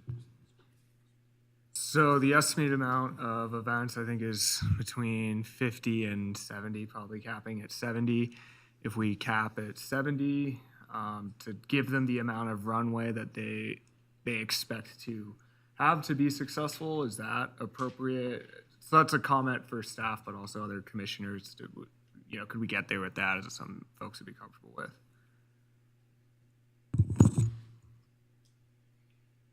Mr. Chair, Commissioner Johnson. So I think my understanding of any kind of limitation on this is was set based on needing to comply with special event requirements in the restrooms. I think we've clearly discussed through this evening that both of those will be in place prior to this happening. From what I heard this evening, we are looking at a level and a number of anticipated large cap events, which was 40 professional and 30 semi-professional. And at this point, and back to some of the original conversations about any level of hamstringing and the discussion about what could go on before that, in my mind, I would be looking at a number probably somewhere around 50. And the rationale that I say for that is the 40 anticipated professional level games with cushion for preseason, special, traveling teams coming in, postseason. There's a little bit of a buffer there. Plus, we also have this variable of maybe, the early games. I remember going to see 1868 games in the snow. There's a level of flexibility with whatever that number may be that if they have to hit that certain threshold, putting that at 50 to me addresses at least what we heard this evening. I would love for that to need to be 70 or 75 or 100, but I am also sensitive to staff's concerns about the fact that we don't actually know what these traffic things are going to be. We do have a population that uses Parr Boulevard to access their homes at times when there may be some points here. And I would like to be sensitive to that, and knowing that there is the option, hopefully, that this is successful to the point where we're going to exceed that 50, where it's I wouldn't say easy because we've been here for 3 hours talking about this, but a conditional use permit to increase that number should we need to. But in my mind, 12 is way too low. The 2-day thing is not appropriate. Hearing what we heard tonight, I want to make sure that we are putting it at a point where it gets as far established as possible. So if I was to throw a number out there, that would be 50 would be my number for the cap, based on, again, as Jason said, the compliance with the requirements for the threshold for the special event. So as long as that's in place and everything else is in place. And if I may, just for point of clarification, we give a cap of 50, and 7 years from now, it's hyper successful and they need 20 more a year, they can come back for a CUP? Okay. That's correct. Okay. Then I would support Commissioner Johnson's 50 cap. I think he's right, being sensitive to staff's perspective and understanding where they need to start, but also getting people to a level where we want to be tonight. Yeah, I can get there with 50. I think that's totally appropriate. Thank you. Commissioner Velto? I would support a motion consistent with what's been discussed. Thank you. Jason, go ahead. So just to clarify, this would be the conditions of approval presented in the staff report with said modifications to items 2, 5, 16, and 17. And then what we just addressed with item 13 that I read into the record, as well as item 14 and changing that to 50 events. Is that correct? Can you read that? Yes, but I would like, can you reread the modified condition 14, please? So condition 14 would be staff's original recommended condition, was switching 12 for 50. So it would be a special event shall be required for any activity identified in the peer review study as requiring special traffic controls or street closures. Special event permits for the site shall be limited to a maximum of 50 events per calendar year. Additional proposed mitigations and or updates may be required during special event permitting review. And we're striking the items in red. I did not hear you read that in, correct? That's correct. That's what the applicant has proposed. Am I wrong to think we don't need those in there? The red lines when it's talking about and shall apply to sporting and non-sporting events. Is it going to be 50 single day events? Because we're just applying a 50. So I think my understanding is we are modifying the original condition in the staff report. Okay. Not the Modified. clarification Because there's only 52. of that. Okay. Jeff, do you want to chime in? Jeff Foster, Associate Planner for the record. The reason that staff did not support the proposed amendment to condition number 14 was the applicant was proposing to differentiate sporting events versus non-sporting events. They haven't really talked about it tonight, but there is the potential that there could be speakers and other kinds of public engagements and things like that that would also exceed the threshold requiring the traffic controls. So Commissioner Johnson, and to your point about the 50, that may provide the buffer that they need for the 40 games, but in theory, they were also proposing other types of events. Taking advantage of having the facility there makes all the sense in the world, right? So we were proposing to keep the condition as is because We didn't want the limit of the 12, the staff did not support the limit of 12 being removed for the sporting events, leaving the non-sporting events at 12. And so if you read the text in red, that was the applicant's attempt at basically having unlimited sporting events, but only 12 non-sporting events. So if we keep them all together because they address the same issues in terms of traffic and whatnot, then that's the amended condition that Jason read, with just simply changing 12 to 50. Thank you, Jeff. Understandable. Applicant's representative, briefly, you had your hand up, but be succinct if you have a point you want to make. Gabe Whitler. Yeah, that's what I just wanted to clarify to make sure that we all understand exactly what we're referring to here in special events, and that it is whatever has triggered that threshold number. Right now, with an addendum, we're saying it's around 2,100 attendees, seats, would trigger the offsite need for traffic control. So anything above that, but equal to above that, is going to be a special event and require the special event permit. And as we've talked through with the number of potential sporting events there, that's where we felt if the concern is if you have unlimited events at at this facility, they build it, they sell it the next year to somebody, and they come in with an entitlement to do whatever kind of events they want all year round. I can see where that's going to be a problem. So that's where our thought was, if this is a request for a sports stadium, a sports arena, to me that comes with, I hate to use the analogy, but I don't think there's a cap on the number of baseball games that can be held at the Aces Stadium.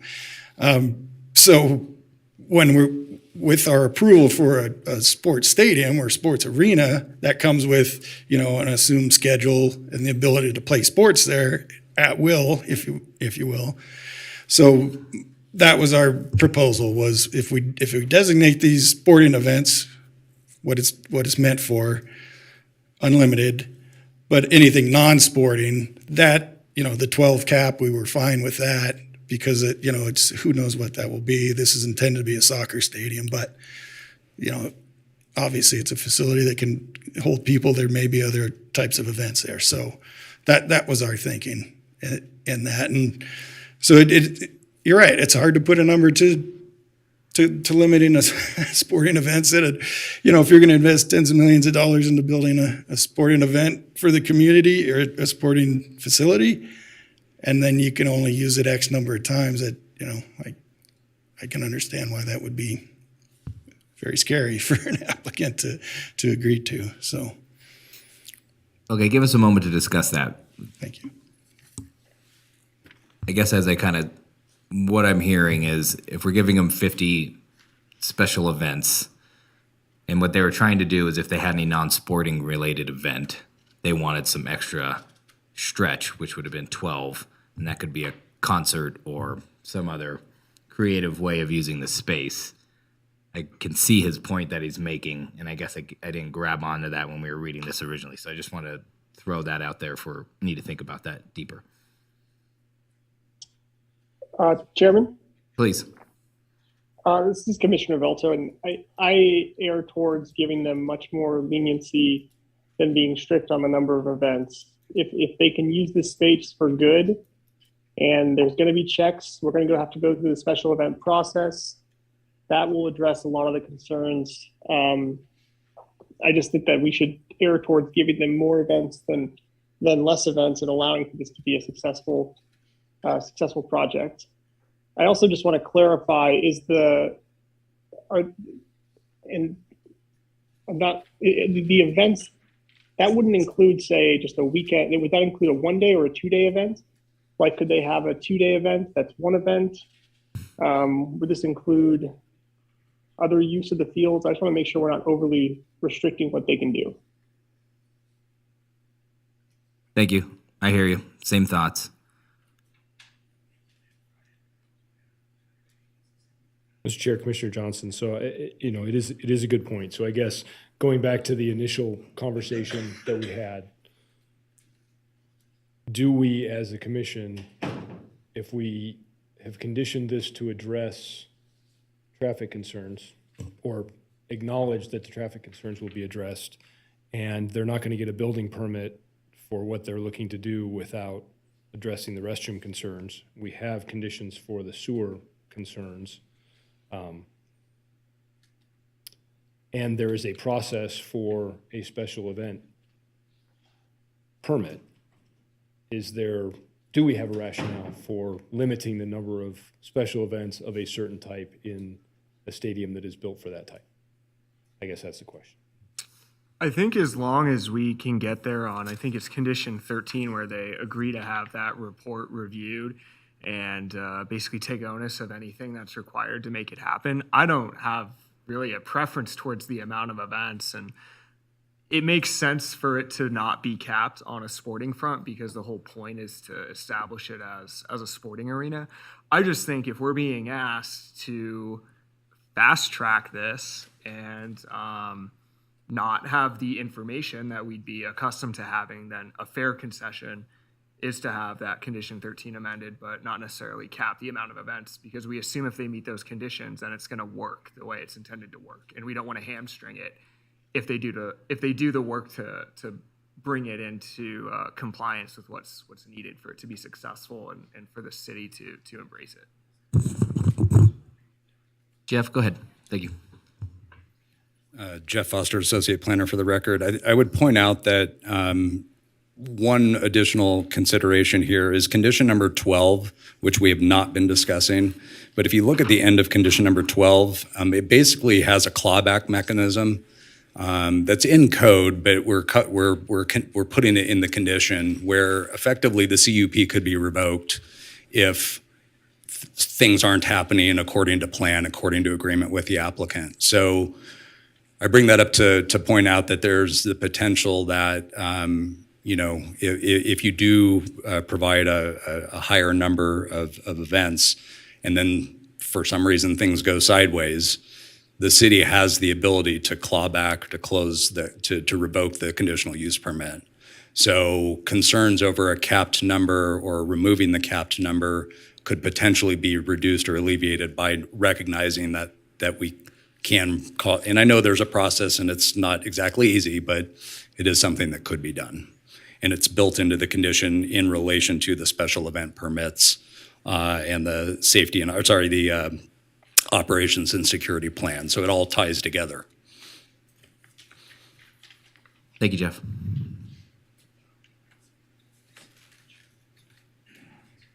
Commissioner Gower. What are the commission's thoughts on the non-sport related events? 12's probably fine. Whatever was proposed for non-sporting related events, I'd be okay with. Agreed. I guess my thought is there's not really a lot of difference. I guess the reason we would cap a non-sporting related event is in the anticipation, as the applicant's representative said, of a use other than what's here. So if any event triggers the special event conditions, it doesn't matter whether it's a soccer game or a concert or anything else. If we're looking at using the elements of the conditions and the requirements for that to be in place as long as the event triggers it, I don't know that we need to differentiate. I throw that back out there as a point of discussion. I don't know what the special event difference would be. Maybe it's an all day, festival or something like that. Maybe that would be a reason for it. I guess that's just, we're speculating at this point. But if we are going to put a cap on non-sporting events, I would support 12. This is Commissioner Velto. I agree with Commissioner Johnson. I don't think there's a difference between a sporting event and a non-sporting event. It's a lot of people that show up at a similar time and then leave. I just really don't think we should condition this project to not succeed, and I'm concerned that we're focusing on a lot of things that might make it so this project doesn't succeed. Thank you.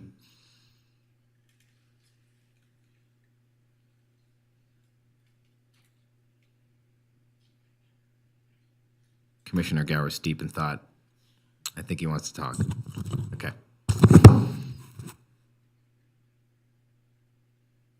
Well, I'm ready to make a motion, so if you do have additional thoughts, then I will hold off. I think we're all trying to get there and have a huge win. Am I reading right? Are you going to be motioning to have no cap on either? Yes. Any discussion around that? I'm just going to wait to hear the motion. Okay. All right. Fire away, buddy. Okay, I may need some help just walking through the particulars of it, but in relation to case number LDC 23-0046, Battleborn Football Club Complex, based upon compliance with the applicable findings, I move to approve the conditional use permit subject to the conditions. Subject to modification of conditions 2, 5, 13, 14, 16, as discussed. Do you need me to spell those out? Yeah, sorry, one more time. Subject to modifications of conditions 2, 5, 13, 14, 14, 16, and 17. 16, and 17, listed in the staff report. And as modified on conditions 13 and 14 per discussion. And as modified on conditions 13 and 14 per discussion. And for clarity, Commissioner Velto, all second. Okay. And for discussion, so for clarity on 14, no cap on special events. Correct. Okay. So we have a motion and a second. Any more discussion? Michelle will do a roll call vote. Alex Velto, Yes. Mark Johnson, Yes. JD Draculich, Yes. Peter Gower, Yes. Harris Armstrong. Yes. Motion passes unanimously. Good luck with your project. Thanks for hashing that out with us. I can tell you we have a lot of proud commissioners wanting to see an amazing project come to this community. Hopefully you see it through. Good luck.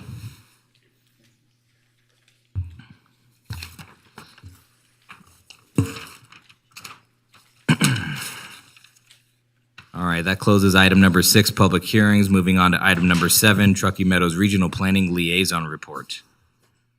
Commissioner Johnson, there has been no meeting since our last one. The next meeting is actually going to occur on Monday, April 3rd.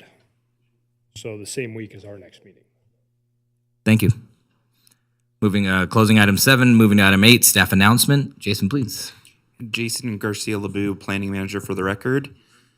At the April 5th meeting, we have 2 items scheduled. Staff is planning on also doing a training. It'd probably be disclosures and the APA legal training. And then just a note to commissioners, I just want to emphasize how important it is to check those emails. And Michelle will be following up with you on whether or not you can attend future meetings because we have some master plan items coming up. So we do have some minimum numbers. We have to have at least 5 commissioners for those events. So please let Michelle know. She'll be following up with you. I also wanted to let you know April 19th, the Planning Commission meeting, prior to the Planning Commission meeting, we're scheduling a 5:30 Capital Improvements Advisory Committee meeting. So that'll be just prior and that you'll be notified of that. So just kind of a heads up on that. More to come. And I think that was all of the updates from staff at this point. Let me know if you need anything. Thank you, Commissioners. Yep. Thank you, Jason. Closing item 8, moving on to item 9, Commissioner suggestions for future agenda items. Mr. Chair, Commissioner Johnson, one thing that we heard this evening in the Turkey Meadows, the annual report, was information about the city receiving the LEED city certification. I know it's been a while. There was a sustainability report that was brought to this commission at one point, but that was prior to anything on that. I would be interested to get a brief presentation about what exactly the city is doing from that standpoint to have made that achievement. And then obviously the follow-up to that is the next round of sustainability initiatives for the city. Thank you. Any other items, commissioners? Looks like not. Moving on to item number 10, public comment. This item is for either public comment on any action item or for any general public comment. Michelle, do we have any public comment? I did not receive any request to speak forms, no correspondence, and no voicemails were received. All right. Anybody else in the chambers wish to speak? All right. Thank you. Seeing none. And I don't think anybody on Zoom wants to speak. Okay. My apologies. Now we'll close public comment. Moving to item 11, adjournment. All in favor? Aye. Good night, Alex.